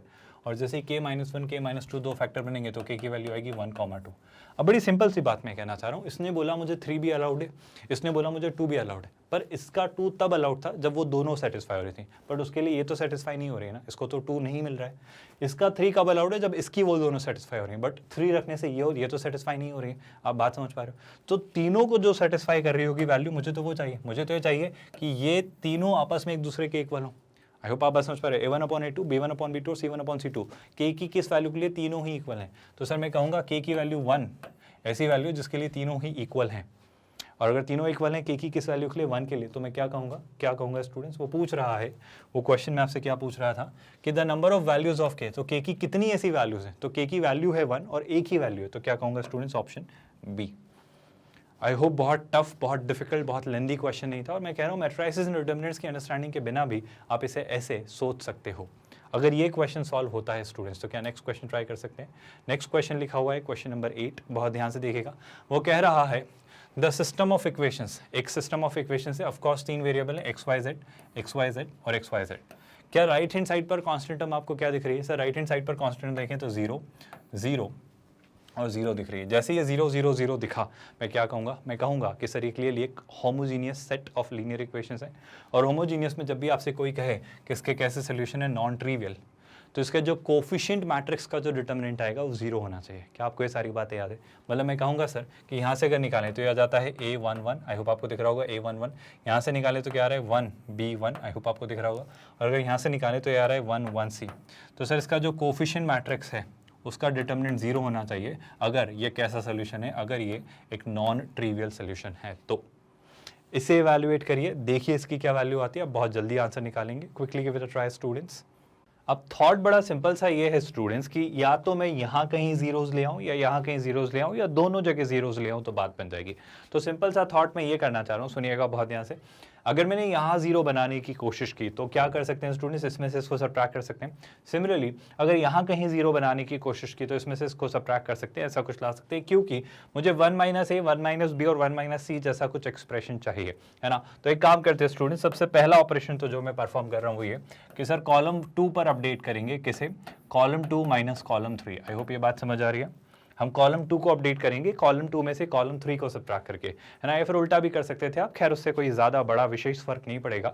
अगर आपको लगता है ऐसा तो आप ऐसा भी कर सकते थे। देखो ऐसा इसलिए कर रहा हूँ मैं क्योंकि फिर एग्जैक्ट वही एक्सप्रेशन मिल जाएगा जो हमें चाहिए। तो मैं ऐसे लिख सकता हूँ कॉलम 3 माइनस कॉलम 2। सुनिएगा बहुत ध्यान से। तो क्लियरली 1 - 1 0, 1 - b c - 1। तो ये क्या दिखेगा स्टूडेंट्स, कॉलम 2। कॉलम 2 हमें जो दिखेगा वो दिखेगा 0, है ना। 1 - b और c - 1 कोई फर्क नहीं पड़ता स्टूडेंट्स। या फिर आप चाहते हैं तो कॉलम 2 माइनस कॉलम 3 भी करते तो कोई फर्क नहीं पड़ता। एक छोटा सा काम और करते हैं स्टूडेंट्स, कॉलम 1 में भी कुछ अपडेट करते हैं। कॉलम 1 में जब अपडेट करने की कोशिश की तो कॉलम 1 को कैसे कर लेते हैं, let's say column 1 minus column 2। I hope कोई बड़ा विशेष फर्क नहीं पड़ेगा, बट ये 1 - 1 उसे 0 बना देगा। तो एक और अपडेट क्या, कॉलम 1 माइनस कॉलम 2। तो कॉलम 1 में एक चेंज हम लेकर आएंगे, क्या, हम लिखेंगे कॉलम 1 माइनस कॉलम 2। जैसे ही ऐसा किया तो a - 1 और 1 - b मुझे रिस्पेक्टिवली दिखेंगे। मुझे क्या दिखेगा स्टूडेंट्स, पहले तो दिखाई देगा a - 1 और फिर दिखेगा 1 - b। आई होप आपको भी नजर आ रहा है क्लियरली। ये a - 1, ये 1 - b, और ये हो जा रहा है 1 - 1 0। ये कितना हो जा रहा है 1 - 1 0। तो इस तरीके से आपकी दो कॉलम्स मुझे दिखाई देंगे। और थर्ड कॉलम तो क्लियरली क्या दिख रहा है 1 1 c। तो third column as it it इज हम लिखेंगे 1 1 और c, that is equal to what, that is equal to 0। क्या ये बात आपको समझ आई? मेरे ख्याल से सर अब छोटा सा सिंपल सा थॉट है, एक काम करते हैं, एक्सपांड करते हैं और देखते हैं कि क्या चीज़ें निकल कर आ रही हैं। जैसे ही हमने इसे एक्सपांड किया तो मैं इसे एक्सपांड कर रहा हूँ अलॉन्ग विथ रो 1, है ना। थॉट है कि हम इसे एक्सपांड कर रहे हैं अलॉन्ग विथ रो 1, है ना। तो अगर रो 1 के रिस्पेक्ट में, रो 1 के अलॉन्ग अगर एक्सपांड किया तो मेरे ख्याल से पहला एलिमेंट a - 1, a - 1 के साथ प्रोडक्ट होगा 1 - b into c minus c - 1। I hope आपको दिख रहा है। तो पहली टर्म तो क्या दिख जाने वाली है a - 1। तो पहले तो दिखेगा a - 1 और इसके साथ जो मल्टीप्लाई हो रहा है वो क्या होगा 1 - b into C. So this factor will be 1 - b into C minus क्या दिखेगा स्टूडेंट्स, ये जो दिखेगा c - 1। ये क्या दिखेगा स्टूडेंट्स, c - 1। क्या ये पॉइंट आपको समझ आया? आई होप कोई डाउट नहीं। फिर क्या स्टूडेंट्स, आई थिंक 0 को लेके कंसर्न होने की जरूरत नहीं है। अब जब ये 1 दिखेगा ना, of course plus minus plus, तो 1 के लिए भी प्लस साइन, लेकिन जो सिग्नेचर आएगा 1 - b into c - 1 and 0 into this will not give you anything else. तो 1 - b इंटू c - 1 आपको अगला एक फैक्टर मिलेगा, वो क्या होगा students 1 - b into c - 1 and that is equal to 0 on the right hand side. Right hand side पर of course हमें क्या दिया गया है 0। अभी अगर मैं इसे सोचता हूँ तो मेरे ख्याल से एक बड़ा सिंपल सा एक्सप्रेशन मेरे काम आ सकता है। क्या मैं इस पूरे एक्सप्रेशन को स्टूडेंट्स, पहले तो a - 1 थोड़ा अंदर और मल्टीप्लाई कर देते हैं तो ओवरऑल जो एक्सप्रेशन बनता हुआ दिख रहा है उसे बहुत ध्यान सुनिएगा। यहाँ पर आपको मिल रहा है a - 1 into of course 1 - b into क्या c, है ना, माइनस ये क्या दिख रहा है स्टूडेंट्स c - 1 इंटू a - 1, ये आपको दिख जा रहा है। और यहाँ क्या दिख रहा है स्टूडेंट सर, यहाँ दिख रहा है 1 - b into c - 1 is equal to 0। अब जो हमें क्वेश्चन में दिया गया है, देखो यहाँ a और b दिख रहा है, यहाँ c और a दिख रहा है, या b और c दिख रहा है, जो हमें क्वेश्चन में दिया गया है। क्वेश्चन में हमें क्या चाहिए, बहुत ध्यान से देखना स्टूडेंट, क्वेश्चन में हमें चाहिए 1 - a 1 - b और 1 - c डिनोमिनेटर में। सर एक छोटा सा काम करते हैं, छोटा सा काम ये पूरा LHS और RHS दोनों को 1 - a 1 - b और 1 - c से डिवाइड करते हैं। सो 1 - a 1 - b 1 - c here, same यहाँ पर भी हो जाएगा 1 - a 1 - b and of course 1 - c, और सेम यहाँ भी हमें मिलेगा क्या students 1 - a 1 - b and of course 1 - c। And 0 को आप किसी से भी डिवाइड करें इट रिमेन्स इन अनअफेक्टेड, यहाँ पे कोई फर्क नहीं पड़ेगा, ये पूरा पार्ट आपका 0 ही रहेगा। ऐसा क्यों किया सर? मेरे ख्याल से आप बहुत आसानी से देख पा रहे होंगे ऐसा करने का सीधा सीधा रीज़न स्टूडेंट्स क्या, 1 माइनस ए से a माइनस 1 को अगर सब डिवाइड किया तो यहाँ पर एक नेगेटिव साइन आ जाने वाला है, क्योंकि अगर इस a माइनस 1 को 1 माइनस ए बनाए तो नेगेटिव साइन कॉमन ले लेंगे। एक और छोटी सी बात स्टूडेंट्स क्या कि 1 माइनस बी से भी 1 माइनस बी कैंसिल हो जाने वाला है, पर सर यहाँ c बच जा रहा है, देख लेंगे क्या कर सकते हैं, मतलब इफेक्टिवली माइनस c बच रहा है। सिमिलरली अगर मैं यहाँ पर आपसे बात करूँ तो बहुत ध्यान से सुनिएगा, क्या मैं ऐसा कह सकता हूँ कि सर देखो, आप बहुत ध्यान से सुनना, बहुत इंटरेस्टिंग सी बात कहने जा रहा हूँ स्टूडेंट्स। मैं ये कह रहा हूँ कि देखो a माइनस 1 से 1 माइनस ए कैंसिल हुआ, बिल्कुल सर कैंसिल हुआ, और c माइनस 1 से 1 माइनस सी कैंसिल हुआ, लेकिन क्या आप बात समझ पा रहे हो, a माइनस 1 1 माइनस ए की वजह से एक नेगेटिव साइन आया होगा, 1 माइनस सी और c माइनस 1 की वजह से एक और नेगेटिव साइन आया होगा, नेगेटिव नेगेटिव पॉजिटिव, और एक नेगेटिव ऑलरेडी यहाँ पर है, इसके बारे में हम देख लेंगे। क्या यहाँ तक कोई डाउट है? आई होप इसको लेकर कोई कन्फ्यूजन नहीं है। थोड़ा और आगे बढ़ते हैं, अगर हम थोड़ा और आगे प्रोसीड करते हैं तो मुझे क्या नजर आता है, सुनिएगा सर, 1 माइनस बी से 1 minus B cancel, I hope ये बात आपको समझ आ रही है। और c माइनस 1 से जब आप 1 माइनस सी को कैंसिल करेंगे तो आपको यहाँ पर क्या इंट्रोड्यूस करना पड़ेगा, आपको यहाँ पर एक नेगेटिव साइन इंट्रोड्यूस करना पड़ेगा। आई होप कोई डाउट नहीं है। एक छोटा सा काम मैं करना चाह रहा हूँ स्टूडेंट्स, नेगेटिव नेगेटिव नेगेटिव, पूरा नेगेटिव कॉमन लेकर इसे मैं पॉजिटिव कर सकता हूँ, क्योंकि किसी एक्सप्रेशन का नेगेटिव जीरो है तो उसी एक्सप्रेशन का पॉजिटिव भी जीरो होगा, क्योंकि बेसिकली वो एक्सप्रेशन खुद क्या है, जीरो। तो यहाँ पर भी मैं इसे पॉजिटिव, यहाँ पर भी मैं इसे पॉजिटिव, और यहाँ पर भी मैं इसे पॉजिटिव बना दे रहा हूँ। तो अब इवेंचुअली मुझे एक्सप्रेशन क्या दिख रहा है उस पर बात करते हैं। बहुत ध्यान से सुनिएगा स्टूडेंट्स, अब जो एक्सप्रेशन मिल रहा है that is c upon 1 minus c, है ना। तो यहाँ दिख रहा है c upon 1 minus c, plus यहाँ क्या दिख रहा है स्टूडेंट्स, ध्यान से देखिएगा, ये दिख रहा है 1 upon 1 minus B, so this is what, this is 1 upon 1 minus B. फिर क्या दिख रहा है स्टूडेंट्स, बहुत ध्यान से देखिए, अगर थोड़ा और आगे बढ़ते हैं तो यहाँ पर दिख रहा है 1 अपॉन 1 माइनस ए, तो ये दिख रहा है 1 अपॉन 1 माइनस ए। सर सब कुछ सॉर्टेड है, सब कुछ सॉर्टेड है एक्सेप्ट दिस पार्ट। यहाँ पे सर अगर ये c नहीं होता तो शायद हम आंसर ले आ चुके होते, क्योंकि आप देखो जरा ध्यान से, 1 अपॉन 1 माइनस ए, 1 अपॉन 1 माइनस बी और 1 अपॉन 1 माइनस सी ही हमें फिगर आउट करने को कहा गया था, लेकिन यहाँ बस एक छोटी सी प्रॉब्लम ये आ जा रही है। मेरा ये कहना है, क्या मैं इसको कुछ तोड़ मरोड़ कर सॉर्ट आउट कर सकता हूँ, क्या मैं इसमें कुछ अरेंजमेंट्स कर सकता हूँ? आई होप यहाँ तक कोई डाउट या कन्फ्यूजन नहीं है। ये जो हम एक्सप्रेशन फिगर आउट कर पा रहे हैं, क्या निकल कर आ रहा है, a माइनस 1 से 1 minus a cancel, 1 minus B से 1 minus B cancel, negative sign आ रहा था तो नेगेटिव सी हो जा रहा था, लेकिन उसे हमने क्या किया, नेगेटिव को पूरा कॉमन लेके इस तरीके से लिखा। एक छोटा सा थॉट ये आ रहा है दिमाग में स्टूडेंट्स कि अगर मैं चाहूँ तो क्या मैं इसे ऐसा लिख सकता हूँ, ध्यान से देखिएगा, क्या मैं इसे नेगेटिव साइन से मल्टीप्लाई करके, नेगेटिव साइन से मल्टीप्लाई करके अगर ऐसा किया तो उससे यहाँ भी नेगेटिव साइन से मल्टीप्लाई करना पड़ेगा, और मुझे ये बहुत हद तक कैंसिल होता और नहीं दिख रहा है। फिर हमें क्या चाहिए स्टूडेंट्स, एक बार इस वाले पार्ट को देखते हैं, हमें 1 माइनस सी एडिशन में ही चाहिए। तो अगर ऐसा सोचना चाहा तो बहुत ध्यान से सुनिएगा स्टूडेंट्स, अगर मैं +1 माइनस 1 करता हूँ तो क्या होता है, बात करते हैं, देखते हैं स्टूडेंट्स। अगर मैंने +1 माइनस 1 किया है ना, तो मैं क्या कर रहा हूँ, यहाँ से 1 तो सब्ट्रैक्ट कर रहा हूँ और उसमें 1 ऐड कर रहा हूँ। आई होप इस बात में कोई डाउट नहीं है, बहुत ध्यान से सुनिएगा। जैसे ही ऐसा किया तो 1 प्लस सी अपॉन 1 माइनस सी, मैं इसको अलग अलग ब्रेक करके लिख रहा हूँ ना, कैसे लिख रहा हूँ सुनिएगा ध्यान से, मैं इस 1 अपॉन 1 माइनस सी को अलग लिखा हूँ और c माइनस 1 अपॉन 1 माइनस सी को अलग रख रहा हूँ, है ना। तो एक तरफ तो लिखा क्या, 1 अपॉन 1 माइनस सी, ये आई होप बात आपको समझ आई। फिर क्या किया सुनिएगा ध्यान से, 1 अपॉन 1 माइनस सी, अब c माइनस 1 अपॉन 1 माइनस सी, c माइनस 1 अपॉन 1 माइनस सी क्या हो जाएगा सर, ये हो जाएगा -1, है ना। प्लस ऑफ कोर्स कितना है, 1 अपॉन 1 माइनस बी, और ये कितना है स्टूडेंट्स, 1 अपॉन 1 माइनस ए। आई होप आपको अपना आंसर नज़र आ रहा है। आंसर इसलिए नज़र आ रहा होगा क्योंकि 1 upon 1 minus a plus 1 upon 1 minus b plus 1 upon 1 minus c will be equal to +1। I hope ये लिखने या कहने की ज़रूरत नहीं है, but for the sake of completing this answer I think हम क्या करने वाले हैं, 1 upon 1 minus a upon plus 1 upon 1 minus b plus 1 upon 1 minus c, और यहाँ से बस एक छोटा सा काम किया, -1 को उस तरफ शिफ्ट किया तो 0 + 1 विल बी +1। तो इस क्वेश्चन का आंसर आई होप सारे स्टूडेंट्स का आया होगा ऑप्शन सी। क्या किसी भी स्टूडेंट को इस सोल्यूशन में डाउट है? आई थिंक बहुत ही सुलझा हुआ, सीधा सा, डायरेक्ट सा क्वेश्चन है। अगर क्वेश्चन नंबर 8 समझ में आता है तो नेक्स्ट क्वेश्चन ट्राई करेंगे, क्वेश्चन नंबर 9। एक इंटरेस्टिंग, मज़ेदार और काफ़ी इंसाइटफुल क्वेश्चन है, मतलब कई सारी चीज़ें आप सीखेंगे। बहुत जल्दी से इसे समझिए और ट्राई करिए, स्क्रीन को पॉज करके, और फिर हम साथ में इसे डिटेल में डिस्कस करेंगे। हम देखते हैं पहले एग्जैक्टली क्वेश्चन में लिखा क्या हुआ। सर क्वेश्चन में जो दे रहा है वो क्या दे रहा है, सुनिएगा बहुत ध्यान से। वो लिख रहा है 1,1101, 1201, 1301, ऐसे इनका प्रोडक्ट 17801 के इक्वल है। तो ये फाइनली वो पूछ रहा है 1n01 का इन्वर्स। ठीक है सर, ये तो निकाल लेंगे पहले, ये एग्जैक्टली इससे हम n की वैल्यू कैसे निकालेंगे उस पर बात करते हैं। मेरा कहना है जब इतनी बार मल्टीप्लिकेशन हो रहा हो ना तो घबराना मत। सर इतनी बार कैसे मल्टीप्लाई करेंगे, मत करिए, आप पैटर्न देखिए, आप पैटर्न ढूंढिए। पैटर्न कैसे ढूंढा जाता है, अगर सोच के देखो, मैंने बस इन दोनों को मल्टीप्लाई किया होता, अगर मैंने किससे मल्टीप्लाई किया होता, मैंने सिर्फ 1 1 0 1 और किससे स्टूडेंट्स 1 2 0 1 को अगर मल्टीप्लाई किया होता तो क्या मिल रहा होता, उस पर बात करते हैं। सुनिएगा, आई होप मैट्रिक्स मल्टीप्लिकेशन के बारे में आप बहुत अच्छे से अब जानते हैं। तो क्या करेंगे, row into column, so 1 into 1 plus 1 into 0, that's clearly कितना 1। तो सर ये तो 1 मिल गया। अब सुनिएगा, 1 into 2 plus 1 into 1, 2 plus 1 that's 3। क्या आपको कुछ समझ आया, आई होप आप मेरी बात समझ पा रहे हो। फिर क्या, 0 into 1, 1 into 0 that's again 0, and again 0 into 2 0 plus 1 into 1 that's 1। तो सर 1301 यानी कुछ ऐसा मिला, यानी कुछ ऐसा मिला। अब अगर मैं आगे कुछ कहूँ तो क्या आप मेरी बात समझ पा रहे हो जो मैं कहना चाह रहा हूँ। मैं बड़ी सिंपल सी बात आपसे कहना चाह रहा हूँ।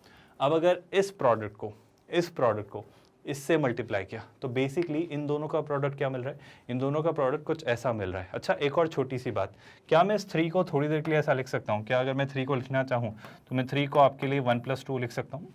बस ऐसे ही मेरा मन है, मेरा थॉट है, मेरा एक ख्याल है कि क्या मैं ऐसा लिख सकता हूँ।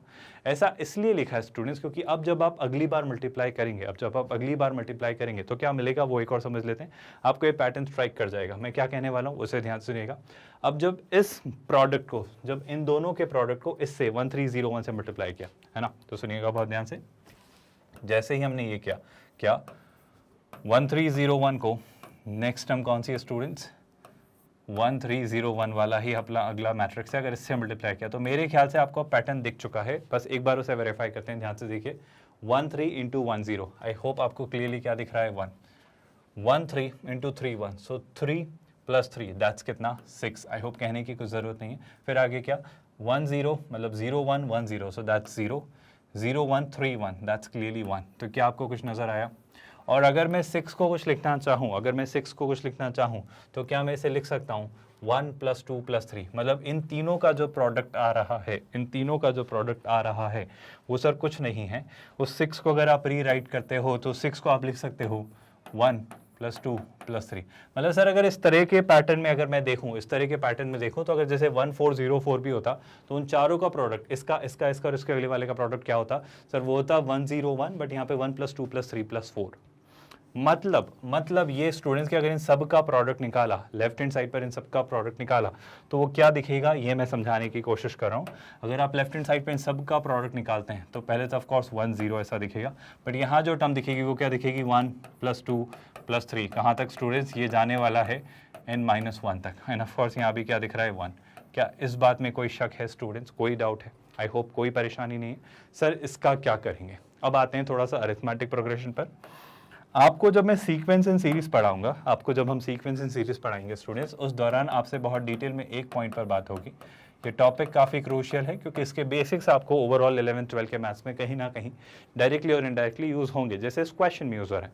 तो सीक्वेंस एंड सीरीज में हम एक कंसेप्ट पढ़ेंगे, the sum of first n natural numbers,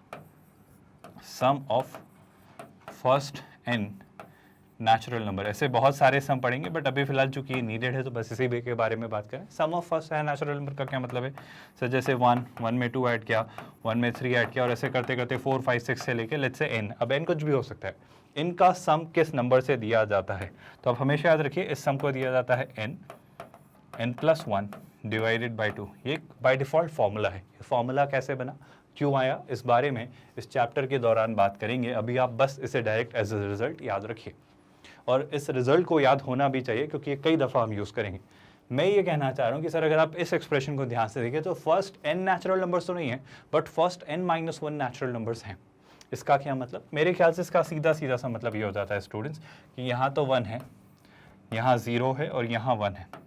अगर मेरे पास ये फर्स्ट n नेचुरल नंबर्स होते तो इसका सम होता n + 1 डिवाइडेड बाई 2, बट यहाँ n की जगह क्या है n-1। तो पहले क्या लिखोगे आप n-1 इंटू, वहाँ होता है n + 1, यहाँ है n-1, तो n-1 + 1 विल गिव यू, -1 से 1 कैंसिल, तो this will give you n divided by 2। I hope ये बात आपको समझ आई। अब मैं बस इतनी सी बात कहना चाह रहा हूँ कि जब आपने लेफ्ट हैंड साइड को एक्सप्लोर किया तो वो कुछ आया और वो राइट हैंड साइड पर 17801 के इक्वल है। सर ये जो एक्सप्रेशन है ना, ये जो एक्सप्रेशन है किसके इक्वल है? गिवन जो हमें है वो किसके? 178 0 और 1। और सर दो मैट्राइसेस अगर इक्वल दिए गए हैं, अगर दो मैट्राइसेस इक्वल दिए गए हैं तो मेरा सीधा सीधा ऑब्जर्वेशन ये है कि उनके करस्पॉन्डिंग एलिमेंट्स इक्वल होंगे। आई होप ये बात आपको समझ आ रही है, उनके करस्पॉन्डिंग एलिमेंट्स इक्वल होंगे। यानी कि क्या स्टूडेंट्स? यानी कि सर बड़ी सिंपल सी बात, n-1 into n divided by 2 will be equal to 78। I hope ये बात आपको समझ आ रही है। अगर 278 को उस तरफ लेकर गए तो ये क्या दिख रहा है? n-1 into n is equal to 78 into 2। I think 78 का हम डायरेक्टली डबल कर सकते हैं। 78 का डबल करने का थॉट है, 70 का डबल 140, 8 का डबल 16, तो ये कितना आ जाता है? सर ये आ जाता है 156। अब मेरा आपसे बस इतना सा कहना है, मेरा आपसे बस इतना सा कहना है कि instead of creating it a quadratic, I hope आप सभी को दिख रहा होगा कि सर क्वाड्रेटिक बना दो, n से मल्टीप्लाई कर दो, यहाँ ओवरऑल क्वाड्रेटिक बनेगी, सॉल्व कर लो। इसके बजाय क्या ये थॉट दिया जा सकता है, चूंकि सर n एक नेचुरल नंबर है और n-1 उससे जस्ट एक छोटा नेचुरल नंबर है, मतलब बेसिकली सर मैं ऐसे दो नंबर्स ढूंढ रहा हूं जो दो कंसेक्यूटिव नेचुरल नंबर्स है और उनका प्रोडक्ट 156 है। मतलब I'm looking for to consecutive, है ना, एक के बाद एक जो आते हैं नेचुरल नंबर्स। क्या ये बात आपको समझ आई? है ना, जिनका प्रोडक्ट कितना है? जिनका प्रोडक्ट है 156। आई होप आपको ये बात समझ आ रही है। तो बस मेरी ये हेल्प करो स्टूडेंट्स की 156 को अगर मैं फैक्टराइज करूं तो क्या इसे दो नेचुरल नंबर्स के प्रोडक्ट की फॉर्म में लिख सकता हूं? तो एक तो सर 78 इंटू 2 दिया गया था, देखो मोटा मोटा कैसे देखता हूं सर, 78 इंटू 2 लिखा हुआ था, है ना। अब 78 का अगर मैं हाफ करूं तो 70 का हाफ कितना होता है? 35। 70 का हाफ होता है 35, तो कहना है इसे कि ये 37 के आसपास होगा। आई होप आप मेरी बात समझ पा रहे हो, मैंने सही बोला है क्या? 35 + 2, नहीं एक सेकेंड, इसको फिर से करेक्ट करते हैं। 35 का डबल होता है 70, यह है 78, तो 39 होगा। आई एम रियली सॉरी, 37 पता नहीं क्यों बोल रहा हूँ। तो ये हो जाने वाला है कितना? 78 को क्या मैं ऐसा लिख सकता हूँ? सुनिएगा ध्यान से, 78 को मैं लिखना चाह रहा हूँ 39 और 2 इंटू 2 को ऐसा का ऐसा लिख देता हूँ। अच्छा 39 भी किसी की टेबल में दिखता है क्या? तो 39 को अगर मैं डिवाइड करूँ तो 3 से बात बन जाएगी, उससे एक और फायदा होगा, उससे 39 कितना बन जाएगा? 39 हो जाने वाला है 3 का ट्रिपल, मतलब 3 का 1 टाइम्स एंड 3 का 3 टाइम्स, और ये हो जा रहा है कितना? 3। ये सब क्यों कर रहे हो सर आप? ये सब करने के पीछे कहानी बड़ी सिंपल सी है स्टूडेंट्स, अगर आप ध्यान से देखो तो 13, 3, 2, 2, अगर आप ध्यान से देख पाओ तो 3 इंटू 2 6, 6 इंटू 2 12, तो ये दिख रहा है 12 इंटू 13। कौन 12 इंटू 13 दिख रहा है? यही कौन? 156। 156 हम देख पा रहे हैं कैसे स्टूडेंट्स? अगर आप 156 को देखें सर तो 156 हमें दिख रहा है 12 इंटू 13। सर अगर ये दिख रहा है 12 इंटू 13, जो कि हमारे लिए किसके इक्वल है? हमारे लिए इक्वल है n टाइम्स n-1 के, तो मेरे ख्याल से हमें n की वैल्यू पता चल गई है। सर n की जो वैल्यू है that is nothing but what? Sir n की जो वैल्यू है दैट इज 13। क्या ये बात आपको समझ आई? आई होप बड़ा सिंपल सा क्वेश्चन था, बट क्वेश्चन अभी खत्म नहीं हुआ है। अभी वो आपसे इनवर्स की भी बातें करना चाह रहे हैं। वो पूछ रहा है 1n01 का इनवर्स क्या होगा। बाय द वे पहली बात तो ये कि n की वैल्यू क्या आ रही है? 13। ठीक है सर, n की वैल्यू 13 आ रही है। अब 1n01 का इनवर्स अगर मैं आपसे पूछूं 1n01 का इन्वर्स, तो सर बहुत लंबी प्रोसेस होती है वैसे तो, बट 2x2 मैट्रिक्स में इन्वर्स निकालना बहुत टफ, बहुत डिफिकल्ट, चैलेंजिंग टास्क नहीं है। क्यों? क्योंकि सर पहले तो आप इसका एडजॉइंट निकाल लो। पहले तो आप क्या निकालो? इसका adjoint. Adjoint by the way, adjoint का मतलब है यहाँ पर जो आपका बन रहा है एक्सप्रेशन वो है 1, 13 एंड ऑफ कोर्स 0, 1, तो ये आपका मैट्रिक्स बन रहा है। आपको इसका इन्वर्स निकालना है। तो मेरे ख्याल से तो सर आसान है। आसान इसलिए है क्योंकि पहले तो आप इन दोनों को इंटरचेंज कर देते हो। आप जब एडजॉइंट निकालते हो तो एडजॉइंट की प्रोसेस क्या होती है सर? इन दोनों को इंटरचेंज कर लिया जाता है। तो 1 को 1 से इंटरचेंज करेंगे तो 1 ही मिलने वाला है और 1 ही मिलने वाला है। फिर सर ये 0 और 13 है ना, इनके आगे आप नेगेटिव साइन लगा देते हो। इस वाले जो सेकेंडरी आपका डायगोनल होता है उसके एलिमेंट्स के आगे आप नेगेटिव साइन लगा देते हो। 0 का नेगेटिव तो 0, लेकिन 13 का नेगेटिव -13। सर ये आ रहा है, ये आपका आ जा रहा है एडजॉइंट। सर अगर इस मैट्रिक्स का आपने एडजॉइंट पता कर लिया है, मैं बस एक बार याद दिला देता हूँ स्टूडेंट्स, अगर एक मैट्रिक्स का इन्वर्स लिखना है तो आप क्या लिखते हो? आप लिखते हो adjoint of that matrix divided by determinant of that matrix. क्या बात आपको याद है? तो अब सिंपल सी बात है सर, इस मैट्रिक्स का डिटर्मिनेंट और निकाल लेते हैं। मेरे ख्याल से बहुत डिफिकल्ट बात नहीं है। 1 इंटू 1 1 माइनस 0 इंटू 13 0, तो कितना आ जा रहा है इसका डिटर्मिनेंट? इसका डिटर्मिनेंट आ रहा है 1। अगर इसका डिटर्मिनेंट 1 आ रहा है और अगर इसके सारे एलिमेंट्स को मैं 1 से डिवाइड करूं तो 1 माइनस 13 0 और 1 ही बचने वाला है। तो ये जो होगा आपका, ये हो जाने वाला है इनवर्स किसका, जो हमसे पूछा जा रहा था। तो अगर ये है आपका इनवर्स उस मैट्रिक्स का जो हमसे पूछा जा रहा है, तो sir clearly option B direct सा क्लियर सा एक मैच है। तो शैल आई से कि option B would be the correct answer. I hope कोई डाउट नहीं है, कोई कन्फ्यूजन नहीं है। विद दैट अगर हम आगे प्रोसीड करें इसके बाद वाले क्वेश्चन की तरफ, तो हमें शायद दिखाई देता है एक और शानदार सा क्वेश्चन। बहुत ध्यान से देखिए स्टूडेंट्स क्या लिखा हुआ है। वो कह रहा है A is a symmetric matrix. Sir A जो है वो सिमेट्रिक मैट्रिक्स है and B is a skew symmetric matrix. जो आपका बी है students that is a skew symmetric matrix, ठीक है। फिर वो क्या कह रहा है, such that a plus B is this, तो वो ए बी की वैल्यू पूछ रहा है। बहुत सारे तरीके हो सकते हैं, मैं बस कुछ चीज़ें आपको याद दिलाता हूँ स्टूडेंट्स। जब भी मुझसे कोई कहता है कि कोई मैट्रिक्स सिमेट्रिक मैट्रिक्स है, तो क्या आपको याद है कि सर उस मैट्रिक्स का ट्रांसपोज उसके इक्वल होता है। और जब भी हमसे कोई कहता है कि वो स्क्यू सिमेट्रिक मैट्रिक्स, तो हम जानते हैं कि उसका ट्रांसपोज उस मैट्रिक्स के नेगेटिव के इक्वल होता है। आई होप ये सारी बातें आपको पता हैं। अब वो पूछ रहा है ए प्लस बी इसके इक्वल है, तो ए बी का मतलब ए और बी का प्रोडक्ट आप बताइए। एक आसान सा क्वेश्चन है स्टूडेंट्स, हिंट है, पहले आप ए और बी के बारे में सोचिए, पहले आप ए और बी मैट्रिक्स निकालिए और देखिए कि ए प्लस बी को ऐसा कैसे लिख सकते हैं। मैं एक सिंपल सा थॉट देता हूँ स्टूडेंट्स। सर अगर ए का ट्रांसपोज ए के इक्वल है, ऐसा कब होता है? सुनिएगा बहुत ध्यान से।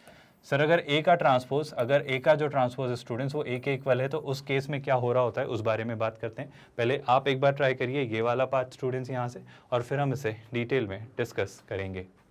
देखो बड़ी सिंपल सी बात है, मैं कहना चाह रहा हूँ कि अगर मैं मैट्रिक्स ए इमेजिन करता हूँ, तो मैट्रिक्स ए को लेके मेरा क्या थॉट होगा?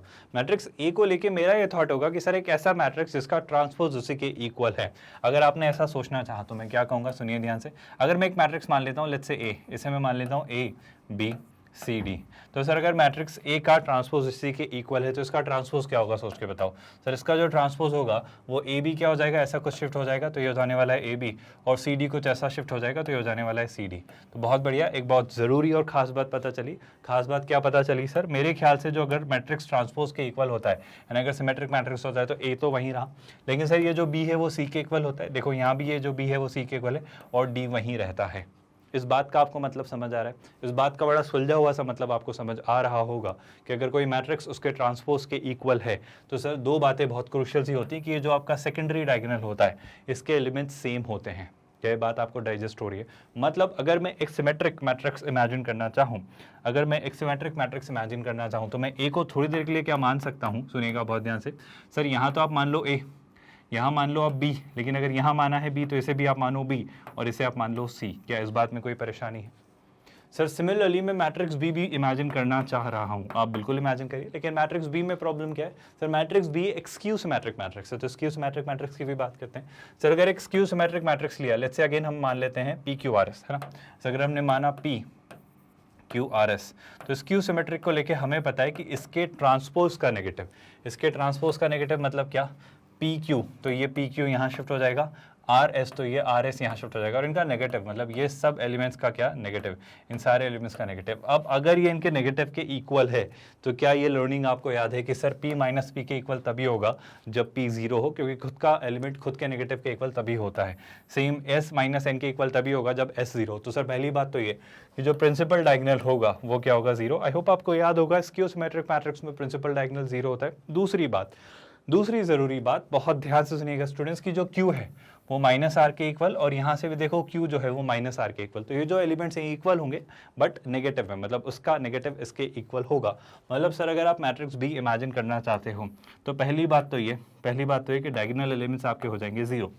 दूसरी बात, यहाँ पे जो भी एलिमेंट आपको मानना है मानो, लेकिन वो दोनों एक दूसरे के नेगेटिव होंगे। मतलब अगर यहाँ पर डी है तो ये होगा माइनस डी। आई होप दोनों बातें समझ आई। हमने एक सिमेट्रिक मैट्रिक्स और स्क्यू सिमेट्रिक मैट्रिक्स इमेजिन किया।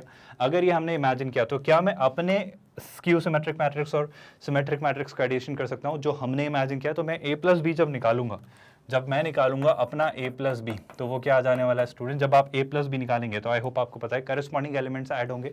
ए प्लस जीरो क्या हो जाने वाला है सर? ये रहेगा ए, तो पहला एलिमेंट ए। फिर क्या स्टूडेंट? सर फिर अगर आप देख पा रहे हो बी प्लस डी, तो ये हो जाने वाला है क्या? ये हो जाने वाला है बी प्लस डी। फिर क्या? फिर सर अगर आप आगे देखें तो फिर क्या? b माइनस डी, तो ये दिख रहा है आपको b minus D. I hope इसमें भी कोई कन्फ्यूजन नहीं है। और इस तरफ क्या? अगर इस तरफ देखें तो c plus zero, that c। अगर ये सारी बातें दिखी तो उन्होंने a प्लस बी क्या दिया हुआ है सर, उनके अकॉर्डिंग a प्लस बी है 2 3 5 माइनस 1, तो उनके अकॉर्डिंग जो a प्लस बी है that is 2 3 5 and minus 1। And again matrix अगर सेम है, अगर मैट्रिक्स सेम है तो मेरे ख्याल से तो सर उनके करस्पॉन्डिंग एलिमेंट सेम होना चाहिए। इस बात का क्या तात्पर्य है, इस बात का सीधा सीधा मतलब सर a की वैल्यू 2 है, c की वैल्यू -1 है। सर क्या b और d भी निकाल सकते हैं? बिल्कुल, सुनिएगा बहुत ध्यान से, b प्लस डी की वैल्यू 3 है और b माइनस डी की वैल्यू 5 है। यानी कि सर बड़े ध्यान से सुनिएगा, अगर b प्लस डी में b माइनस डी ऐड किया तो आपको मिलेगा 2b, 3 और 5 को ऐड किया तो मिला 8, 3 और 5 को ऐड किया तो 8, तो 2b अगर 8 के इक्वल है तो b की वैल्यू कितनी है सर? b की वैल्यू आ जाती है 4। इसी तर्ज पर अगर b प्लस डी में से b माइनस डी सब्ट्रैक्ट किया तो b plus D minus B minus minus D, तो b से b कैंसिल, d प्लस डी 2d, और यहाँ पर भी अगर 3 में से 5 सब्ट्रैक्ट किया तो -2, अगर 2d -2 के इक्वल है तो d किसके इक्वल होगा सर? d होगा इक्वल -1 के। आई थिंक ये क्वेश्चन खत्म होने को है अगर आप सीधे सीधे चीज़ें सोच पा रहे हो। सर b की वैल्यू 4, d की वैल्यू -1, a की वैल्यू आपने निकाली है 2 और c की वैल्यू भी आपने निकाली है -1। क्या बातें आपको समझ आ रही हैं? आई होप इनमें कोई डाउट नहीं है। और अगर ये बातें आपको समझ आ रही हैं तो क्या आप मेरी मदद कर सकते हैं इन मैट्रिसेस को लिखने में? मैट्रिक्स ए जो है वो है ए बी बी सी, ये कितना है? ए बी बी सी। तो मैट्रिक्स ए जो आप लिखेंगे वो क्या होगा? ए बी बी सी। ए मतलब 2 4 4 -1। क्या बात आपको समझ आ रही है? तो आप इसके बारे में जो बात करेंगे तो 2 4 4 -1, सो दिस विल बी 2 4 4 -1। ये आपका हो जा रहा है सिमेट्रिक मैट्रिक्स, क्योंकि ये दोनों सेम होने चाहिए। मेन डायगोनल एलिमेंट कुछ भी हो सकते हैं और बी मैट्रिक्स से हमें मल्टीप्लाई करना है, क्योंकि हम इवेंचुअली निकाल क्या रहे हैं? हम ए और बी जो सिमेट्रिक और एंटी सिमेट्रिक मैट्रिक्स है जिनका सम वो एलिमेंट दिया हुआ था, मैट्रिक्स दिया हुआ था, उनके मैट्रिसेस का प्रोडक्ट। अब अगर मैं मैट्रिक्स बी की बात करता हूँ तो मैट्रिक्स बी क्या है सर? वो है 0 d d, मतलब 0 d माइनस डी और 0, तो बेसिकली d है ना। और d क्या है स्टूडेंट सर? d है -1। सर d कितना है? -1। तो ये कितना हो जाने वाला है सर? ये हो जाने वाला है 0, है ना, -1 का -0 और ये हो जा रहा है 1। क्या ये बात आपको समझ आई? आई होप हमने सही चीज़ें लिखी हुई हैं। डी और यहाँ पर क्या लिखा हुआ है? ये -1। तो सर हमें दिस a इंटू बी निकालना है, जो कि मेरे ख्याल से आप सब बहुत आसानी से सक्षम है निकालने में। क्यों सर? क्योंकि अगर आप देखें इसका ए बी है ना, तो ए पहले बी बाद में। अगर ए बी किया तो 2 4 का 0 1 से मल्टीप्लिकेशन किया तो क्या दिखेगा? सुनिए ध्यान से, 2 × 0 0, 4 × 1 4, सो दैट्स 4। आई होप ये बात समझ आ रही है?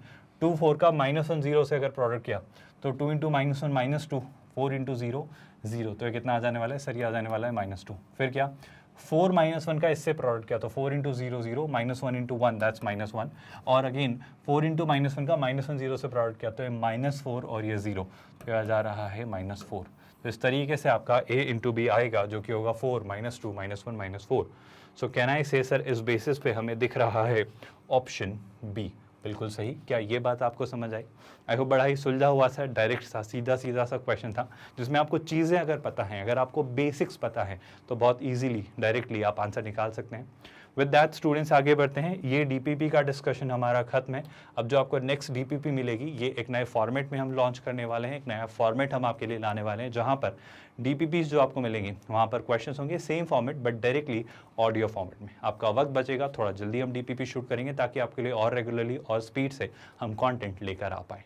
तो डीपीपी एक नए फॉर्मेट में आपके लिए आने वाली है। जैसे डीपीपी आपको मिलती है वैसे ही मिलेगी। डीपीपी का वीडियो सॉल्यूशन भी आपको मिलेगा ऑफ कोर्स एज प्रॉमिस्ड, लेकिन ये वीडियो सॉल्यूशन एक नए फॉर्मेट में अब से आपको मिलना शुरू होगा। आई थिंक आज की डीपीपी के सारे क्वेश्चंस देखकर आपको पूरा सॉल्यूशन समझ आया है। किसी भी स्टेप में, कहीं भी, किसी भी क्वेश्चन में यकीनन तौर पर कोई डाउट नहीं है। फिर भी कोई परेशानी है बेशक आप हमें अप्रोच कर सकते हैं। आस्क योर डाउट लिंक पर क्लिक करके अपने डाउट्स आप हमें फॉरवर्ड कर सकते हैं। यकीनन तौर पर मेरे ख्याल से आपको पता है कि मैग्नेट ब्रेन्स का हमारा जो प्लेटफॉर्म है ये पूरे तरीके से free of cost quality online education platform है।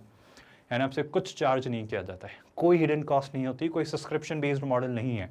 ऐसा नहीं है ट्रायल वर्जन फिर पेड वर्जन, पूरे तरीके से एब्सोल्युटली फ्री ऑफ कॉस्ट। मतलब everything, theory lectures, DPPs, chapter wise test, topic test, questions bank, जो प्रैक्टिस क्वेश्चंस आपको मिल रहे हैं, everything is being provided at absolutely free of cost. All you need to do is visit our website www.magnetbrains.com, और else अगर आप IITJ aspirant है तो आप हमारे YouTube channel Magnet Brains IITJ NEET को सब्सक्राइब कर सकते हैं। वहाँ भी सारी चीज़ें एज इट इज़ अवेलेबल हैं।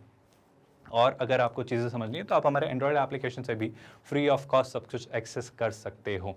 हम ऑलमोस्ट हर सेक्टर, मतलब अलग अलग बोर्ड्स, अलग अलग मीडियम्स, किंडरगार्टन से 12th स्टैंडर्ड तक, और कई सारे कॉम्पिटिटिव एग्जाम जैसे railway, banking, SSC, NTSC, olympiad, CUET, ऐसे ऑलमोस्ट हर सेक्टर, हर सेगमेंट, IIT JEE नीट, ऐसे हर जगह हम आपको free of cost quality education दे रहे हैं। आई होप ये सारी चीज़ें आपको समझ आ रही हैं, कोई कन्फ्यूजन नहीं है। अगर इन वीडियो से आपकी हेल्प हो रही है, अगर आप काफ़ी कुछ सीख रहे हैं तो उन्हें लाइक ज़रूर करिए। चैनल को सब्सक्राइब करने से कोई भी अपडेट आप मिस नहीं करेंगे। And the best way for people to get to know about us कि आप उन वीडियोज़ को ज़्यादा से ज़्यादा शेयर करें, ताकि ये जो free of cost quality education है, ये इससे हर एक स्टूडेंट अवेल कर पाए, इससे हर एक स्टूडेंट बेनिफिट हो पाए। With that, students, we are calling it a day. ख्याल रखिए अपना. Thank you so much.